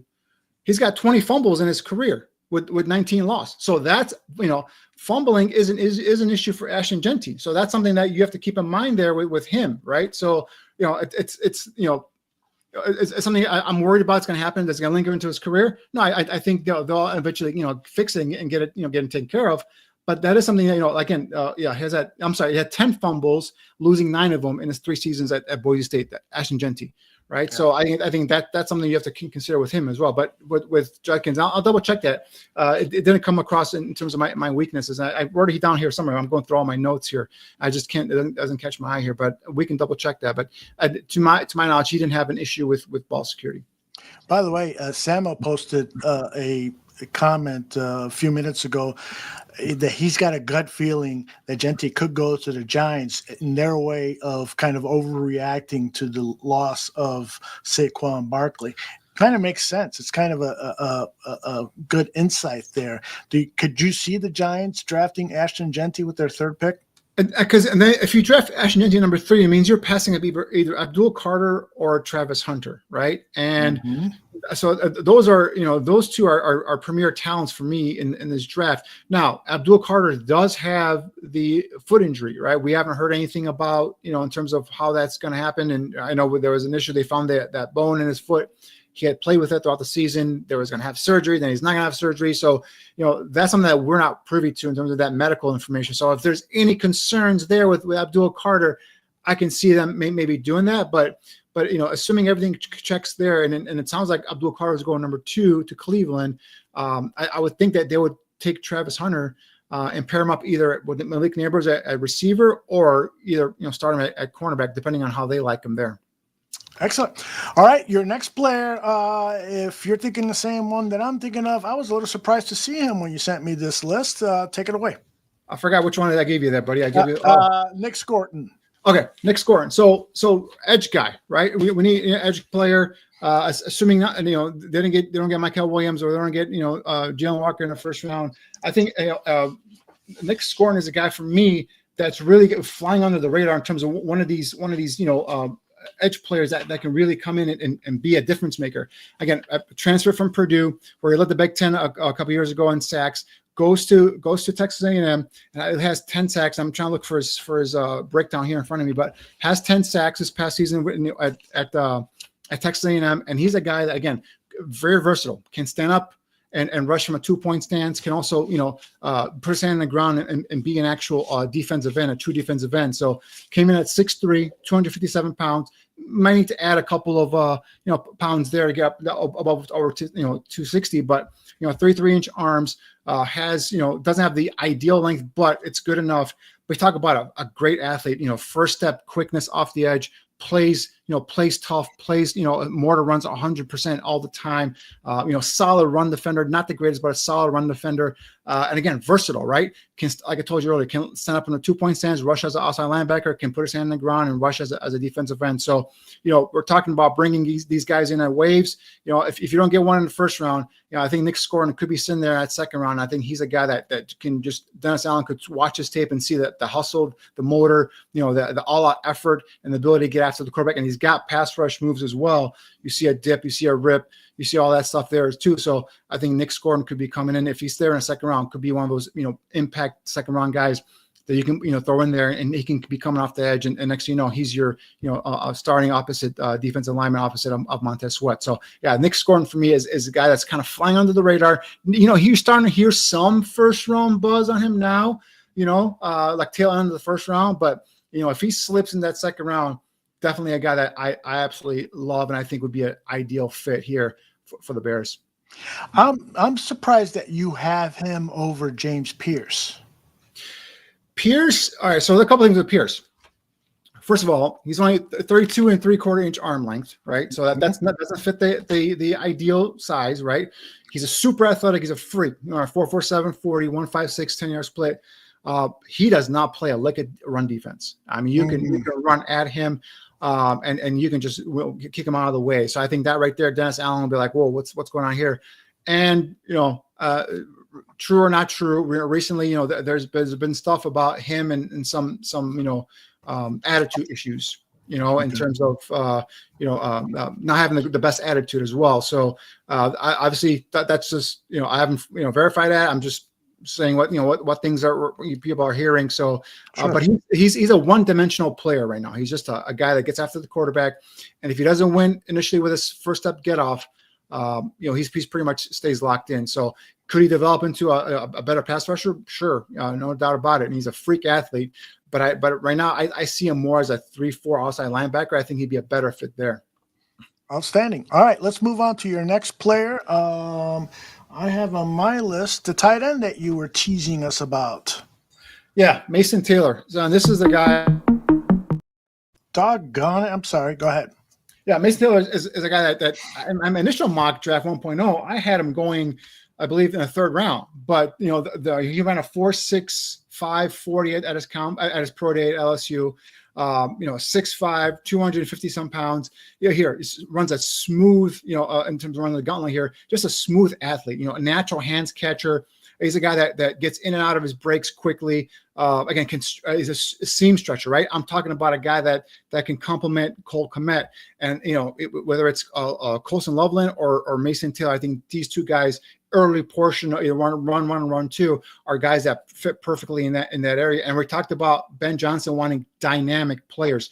This guy is dynamic. This guy is here, gets down the field, gets that over the top leverage on that linebacker, and then has the ability with the arm length, also the hands to stretch out and be able to pluck that ball out of the air. So again, dynamic playmaker in the middle of the football field. And they talked about Laporta and how he utilized Laporta in Detroit. I think this guy can fit that role there too, as well, in terms of being able to be a pass catching threat, down the football field. Now, is he an inline blocker? That's the area of his game where he needs to get better at, right? He gives effort. He's not just a Ole kind of guy, but he's got to get better there. Maybe getting a little more stronger. Getting a better more base there, a little stronger base, and can help him there as inline. But again, we have Cole Kmet for the inline stuff, and this guy can be more of that seam stretcher, a guy that can be that quarterback's best friend and getting down the football field and making dynamic plays from the tight end position. Are you one of those guys that believes in bloodlines? Jason Taylor is Mason Taylor's father, and I believe he's got an uncle who played on the offensive line, or maybe it's somebody else. But nonetheless, just given his father is a Hall of Fame caliber player, do you place any value on bloodlines? I do. I do. I mean, it's not the end all be all, but it's great to have. I mean, a kid that grew up in the NFL locker room, kind of, it doesn't come in wide eyed and kind of taken aback by all the cameras and the reporters and all. He's kind of been around it. He's been there, right? His dad's a Hall of Fame player. Mason's been in the locker room with Jason over the years at Miami. I believe Zach Thomas is his godfather, if I'm not mistaken. There you go. That's what it is. That's what it is. Yeah. But yeah, I mean, and so he's always got, it comes from an athletic family. That's always great. That also helps him. It just kind of prepares him off the field more so. And then when he gets into the football, into the actual locker room, he's not, out of place. He can kind of just blend in and be one of the guys. And I think that helps in that aspect, because a lot of this stuff is for rookies, right? We think, all right, we look at stats, we look at tapes, we're like, but okay, some of these guys are leaving their homes and their states and their colleges for the first time in their lives, right? Some kids go to state schools and they never leave that state. And now they're flying cross country in some cases, and they're put in this city, this big city. And now in this locker room with these men that are trying to, take their heads off and trying to, they're trying to fight them for that spot. So it's a big thing to take. And just being around it, having been around it since you're a little kid, I think that helps, right? And obviously, if you have uncles and all that stuff. So not the end all be all, but it's always a positive in my point of view. Yeah, Patrick Mahomes has talked about how beneficial it was for him to visit the baseball clubhouse. His father was a pitcher, Yep. played one season with the Chicago Cubs, and said, that has helped him get acclimated to the pro game, just hanging out as a kid among professional players. So even something as little as that, there's some benefit to.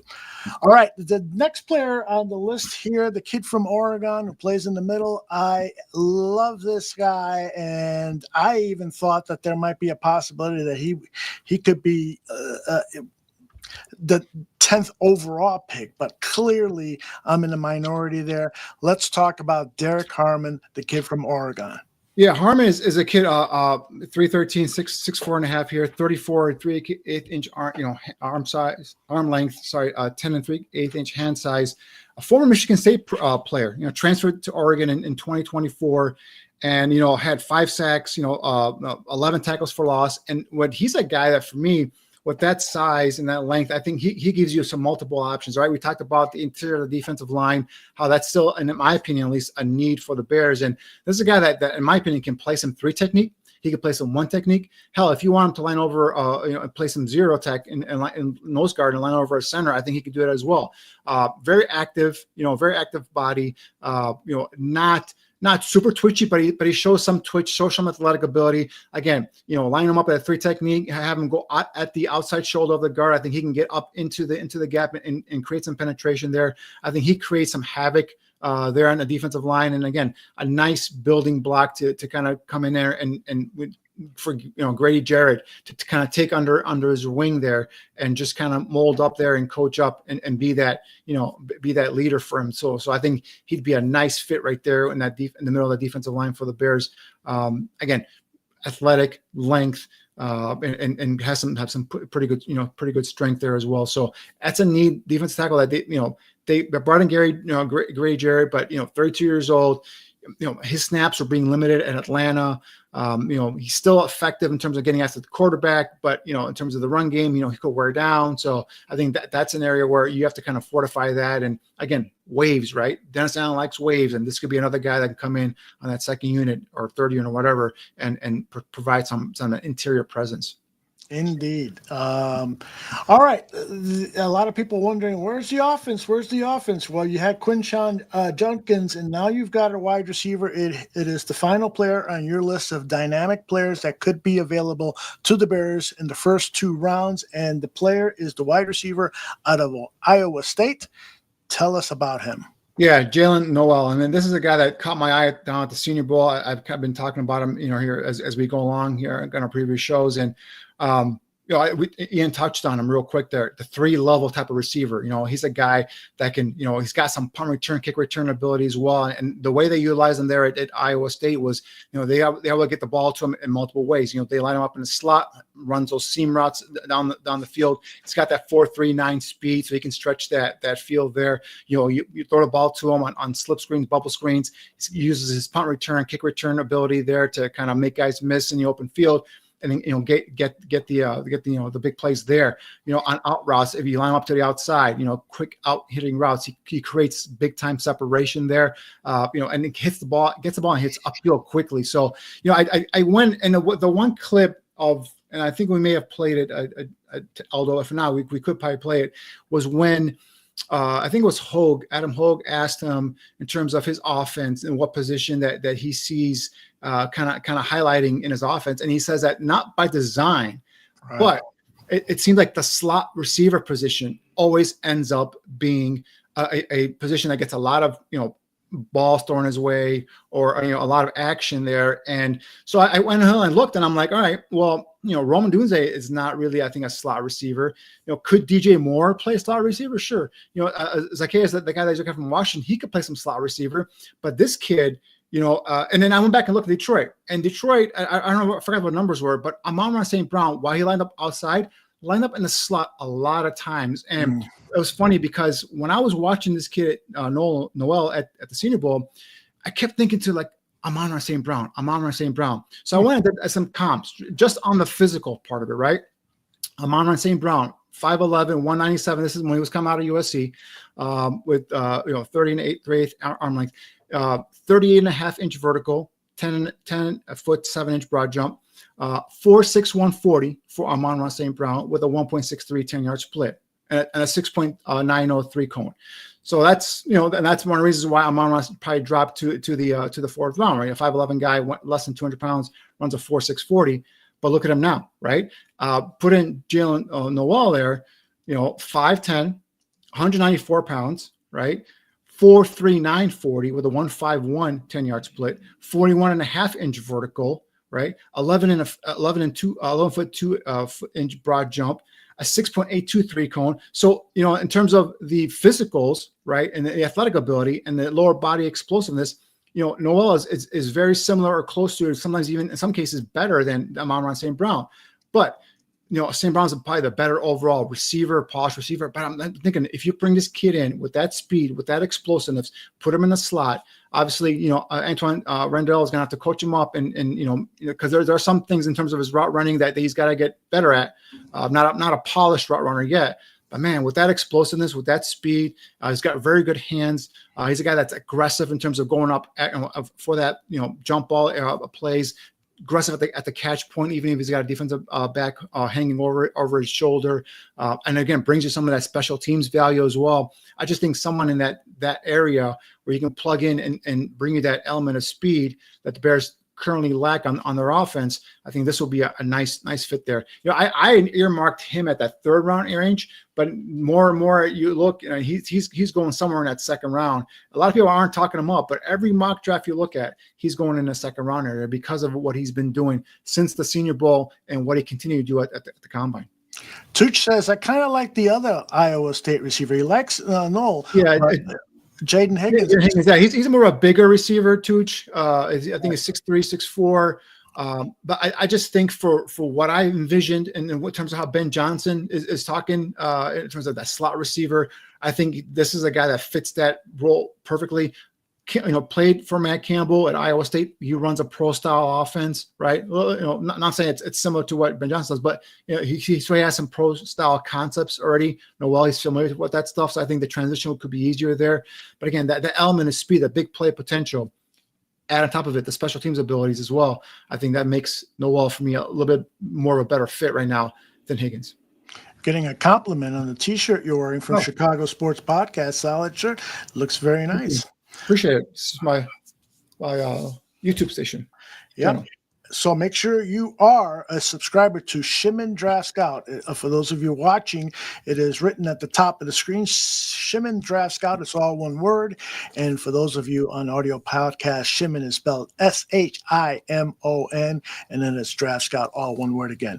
Subscribe to that channel, and you'll get really great compact scouting reports, 3 to 4 minutes, 2 to 4 minutes in length. And there's 27 videos up on the channel now and many more coming up. I got tight ends coming out soon. And then I got guys like Noel and other receivers. I'm going to be breaking Isaac Tesla that I know Ian talked about as well. It was another guy I'm going to be breaking down. That's more of a day 3 guy. But yeah, so there's more offensive players coming here. And then eventually I'll get to safeties as well. Excellent. All right.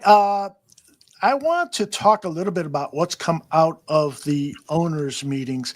And we need to start, of course, with the press conferences that were held today by George McCaskey and Kevin Warren. The stadium issue is one that we normally don't talk about on Draft on Draft on Tap, but I really wanted to get Danny's thoughts on this. Kevin Warren, he was asked a number of questions. I got to give him credit. He was scheduled to be there for 10 to 15 minutes. He was there for a half hour. He told his media person, I want to stay and answer as many questions as I can. He did. He was impressive. But the first question was about the stadium. And you'll notice he's really sweating here. I thought maybe he was nervous, but he went on to have a really good press conference. This is Kevin Warren talking about the stadium. I'll tell you, the focus now is both downtown and Arlington Heights. And so, one thing I've said it before, these are not linear processes or projects. They take time. They take a lot of energy and effort. I am very, very pleased with where we are. I think we collectively as a group are where we thought we would be. I know specifically I'm where I thought we would be at this point in time. We just finished Q1 last night, starting Q2 now. The pace will definitely pick up. And we're fortunate to have optionality. And as I said, downtown from a museum campus standpoint, there's been some discussion about the Michael Reese site. But then also Arlington Heights is, I keep going back to it, it's an absolutely fantastic piece of land. I thank George and his family. I had a hefty workout this morning, so I'm still trying to cool down. Aaron, can you cool down a little bit in here? For having the foresight, the McCaskey family, led by George, to have the foresight to purchase that land in Arlington Heights. Danny, before I share my opinion, please take the stage. Yeah, no, I mean, I just, it's to me, and you would know better than I would, because I mean, you live in Arlington Heights, but it's just, to me, it's like, what are we waiting for, guys? I know he loves the lakefront and that's his dream and all that stuff, but it always made sense, right? It always made sense. They have the land. They could easily build there. Obviously, that the issue with the tax thing with the schools, I think that was resolved. There was like a temporary injunction put in, I believe. So I think that was kind of resolved there for you as well. It's just like, what are you waiting for, George? I mean, I'm sorry, Kevin. Let's go ahead. Let's get shovels in the ground and let's start building this thing, right? And there was another interview I caught him on. Like you said, the Bears were all over. The owner meetings, right, between Ben Johnson and Ryan Poles and even Kevin Warren. I caught him another interview where he said that he wants a dome stadium because they're building a team now that's going to be offensively driven, and he wants to give the quarterback and the coach and the offensive weapons the optimal conditions and all that stuff. So it's a big shift, from what we're used to, right, in terms of the Bears. That this offseason has really been something that kind of caught us all pleasantly caught us all off guard in terms of how the Bears have switched. And that's the one thing we've talked about is Kevin Warren was that difference. And so far, correct me if I'm wrong, but I think he's made a huge difference in terms of the way the Bears handled the firing of Eberflus, the hiring of Ben Johnson, and now culminating here with the potential building of the new stadium. So I'm saying let's stop wasting time. Let's get shovels in the ground. It's going to be Arlington Heights. In my opinion, it's always been Arlington Heights. Let's go ahead, and now we're all going to have a slumber party at Aldo's for the first game there in the new stadium. I love it. I feel like there was time lost by entertaining the Chicago location thing, and perhaps it was strategic in order to get the village to lower their school tax rate or the taxes that they were scheduled to charge the Chicago Bears. Maybe that was all strategic, but a lot of time was wasted. Now, I did some research on how long it took Minnesota to build their stadium when Kevin Warren was there, and they went through a really long progress. I mean, it was like 8 years before they announced it to the end of the stadium, and they were playing around with multiple locations also back then, just because there was a lot of legislative rigmarole, trying to work out the best deal and so forth. So I guess it's not uncommon. Now he has promised that shovels will be in the ground in sometime in 2025. If he can keep that that promise, then I will applaud him. He was very impressive today. The way he answered the questions and really painted the portrait of how challenging and difficult this is to get a new stadium built, not just in Illinois, but really anywhere. But it can be done, and it can be done quickly, or more quickly than we've seen so far. We just need to lock down some deals, and hopefully it's going to be Arlington Heights, because if it's going to be in Chicago, it's going to take many, many more years for that to happen. For me, Chicago was never a realistic option, right? Because you talked about it again. I know where he was envisioning, right, the lakefront and all that stuff. But you talked about the politics of it. Okay, you talked about, and I understand that he used Chicago as leverage to get what he wanted from in terms of the tax break there in Arlington Heights. But now that he's got it, this is where I'm kind of confused. Like, what are you waiting for? Why are you still saying, we're still looking at the Chicago, area as well? Like, dude, let's seal the deal. Let's dot the I's, cross the T's. Let's, like I said, get shovels in the ground. So, but yeah, it's very exciting to finally have a stadium, potentially, starting to be built. But of course, we don't want. It's not a show where we talk about politics. But now with the tariffs going in, this could be much more expensive than what it could have been. Well, he was asked about that, and he said, it's an issue that we're keeping a very close eye on, and that's why it's important to get some agreements as quickly as possible, because the budget estimates today could be dramatically different from the realities in a year or even several months from now. So, yeah, it's important to get moving. And Warren said he's watching that whole tariff situation very, very closely. All right, I wanted to play a soundbite from George McCaskey, who I thought also had a very impressive day. And the one that I chose is him talking about why he voted to eliminate the tush push, the push play that has become so controversial, but the Eagles have made it a very successful play for them.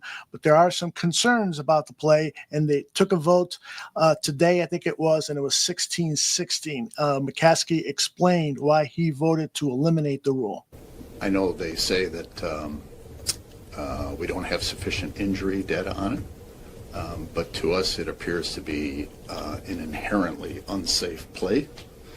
I had the opportunity during committee meetings here earlier in the month to sit in the back of the room for the Health and Safety Committee meeting, and both Dr. Alan Sills and Dr. John York expressed concerns about the safety of everybody involved in that play.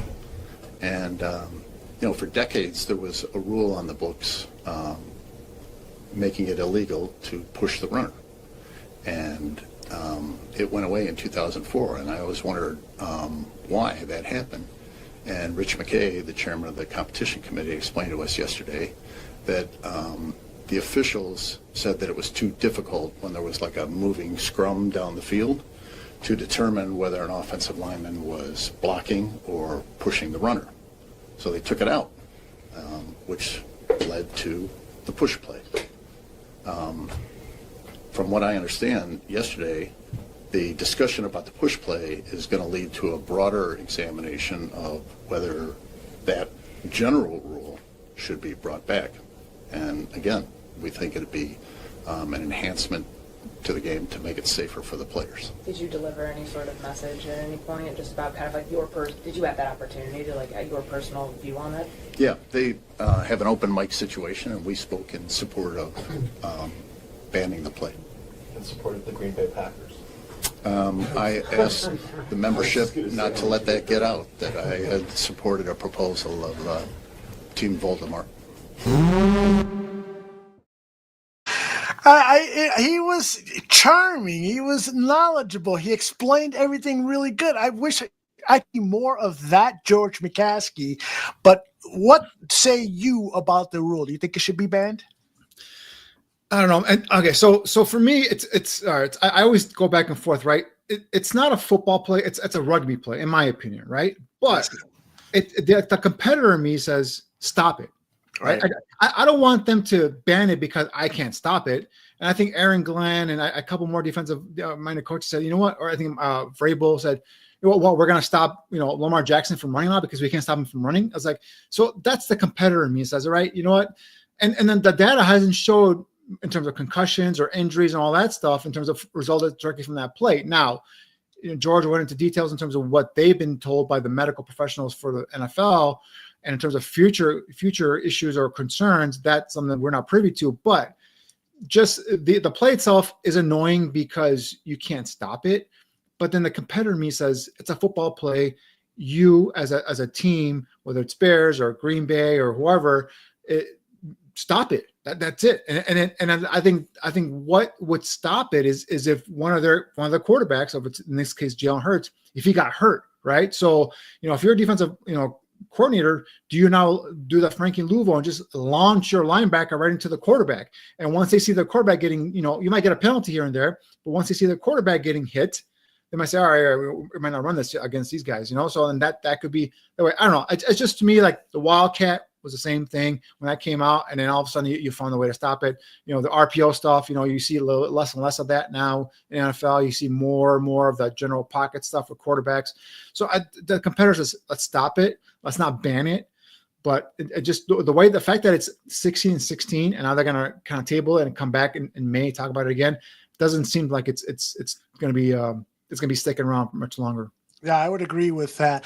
I know that there was a play in the Super Bowl when they ran the tush push, and after I think they ran it a couple of times, and then afterwards we saw Chris Jones on the sideline. He was kind of complaining about his neck because he was involved in that scrum, and so McCaskey said there isn't any data yet. I'm interested in seeing what the data is. J2K says that Mason West doesn't think there's any evidence that the play is dangerous, but I'm interested in the data. Want to see the data. If the data says, yeah, there are more head injuries, there are more neck sprains and things like that, then definitely eliminate it. Let's make it. There's so many darn rules that they can. That they put in place for player safety. That to me seems like could be a very dangerous play. Now, maybe it's not. Maybe Mason West is right. But if it's dangerous, then let's get rid of it. I know Jason Kelce hated running it. I know that. I remember he was saying that whenever they called it, he'd say, F my life. Because he's the one on the bottom of that pile, right? And everybody's running on top of him. So I can imagine, but I mean, it's to me, it's a competitor. I want them to stop it. I want them to make the Eagles pay for running it. But the injury thing. But when we go back to player safety, right? And this is where I kind of cringe here because the owners talk about player safety, but yet they want to add 18 games to the schedule. It's like, don't contradict yourself because money's coming with the 18th game, right? Well, good point. That doesn't care about player safety, but this play you want to stop because I don't know. It's just a little thing that kind of bugs me. Very good point. All right, that's going to do it for our premiere episode of Draft on Tap. Danny, do you know how many years we've been doing Draft on Tap? Is this year number 7? Something like that, I believe. Yeah, I remember I started with Ryan Bagley. No, the first year you and I did it. Was it you and I? Yeah, you and I, and was Neil there? No, he wasn't there in the first year. It was just I think Neil and Ryan did it. Yeah. We did it. We did it for a couple of years, and then you came in, and Neil came, and then right back to me and you again. I'll have to look it up because, this could be our 7th year doing this show. It's tons of fun.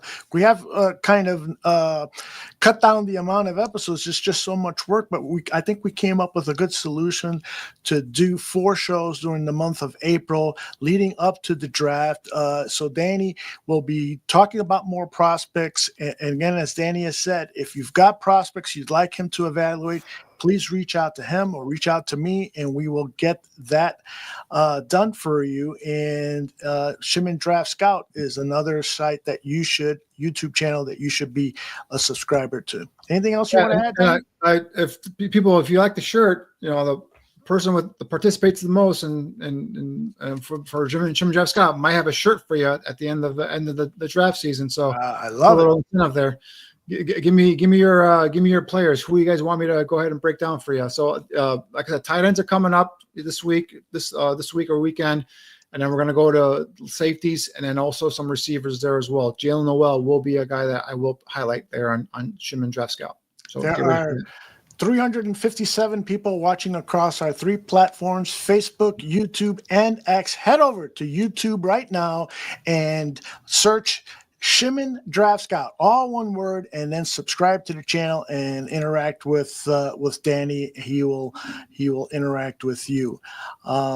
Next time I'm back here is, I don't know when I'm back. I know tomorrow I got a day off and I am going to enjoy it. Danny, we had a show yesterday that was 3 hours long, and the amount of fart and penis jokes that we had was embarrassing. I didn't even post it on audio podcast. It was so Which embarrassing. show was that? Was it with Tooch? Yeah, of course it was at the Tooch. And then Dan Aguirre and his wife were on. She's a stitch. My goodness, is she one of the funniest and most authentic women I've ever run across. It was a great Hey, show. Dan Aguirre got married? Dan Aguirre got married.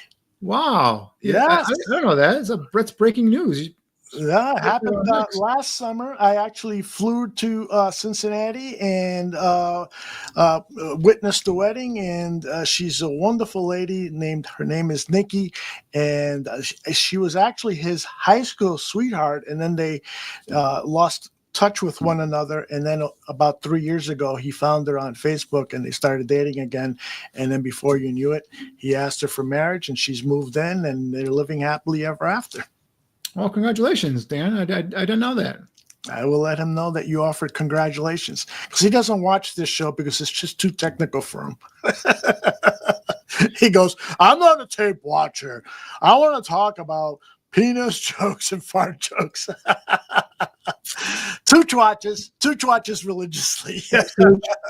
By the way, Samuel, and I think earlier he talked about Elijah Arroyo too. So you're going to have to. Elijah Arroyo is part of that group as well. He's a talented kid, man. It's a big size, a guy that can get down the football field. Really had a great Senior Bowl week, but unfortunately he's been injured a lot. And I believe it was a knee injury that really kind of took toll about like a season and a half or almost 2 seasons. So, his medical thing is going to be something that's concerning. So I think that might drop him, to, late day 2, early day 3, we'll see. But talented kid, another one of those guys that can, line up in the outside and be a guy that threatened the seam. I say he was almost unblockable down at Mobile at the Senior Bowl practices as well. So Elijah Arroyo is a very, very talented, very, very talented tight end. Have you looked at Raheem Sanders yet? Raheem Sanders, I have not looked. I believe that's the South Carolina kid, if I'm not mistaken. Yes, you're I right. have not looked at him yet. No. All right. TJ, he will do that in the near future. And best way to stay on top of stuff, of course, is subscribe to Danny's channel and to the Barroom Network. And if you are an audio podcast person, just search Barroom Network and it will pop up on iTunes, you name it, any format out there that delivers audio podcasts. This show will be on it. For Danny Shimon, I'm Aldo Gandia. We will all see you next week, same time, same station. Bye-bye.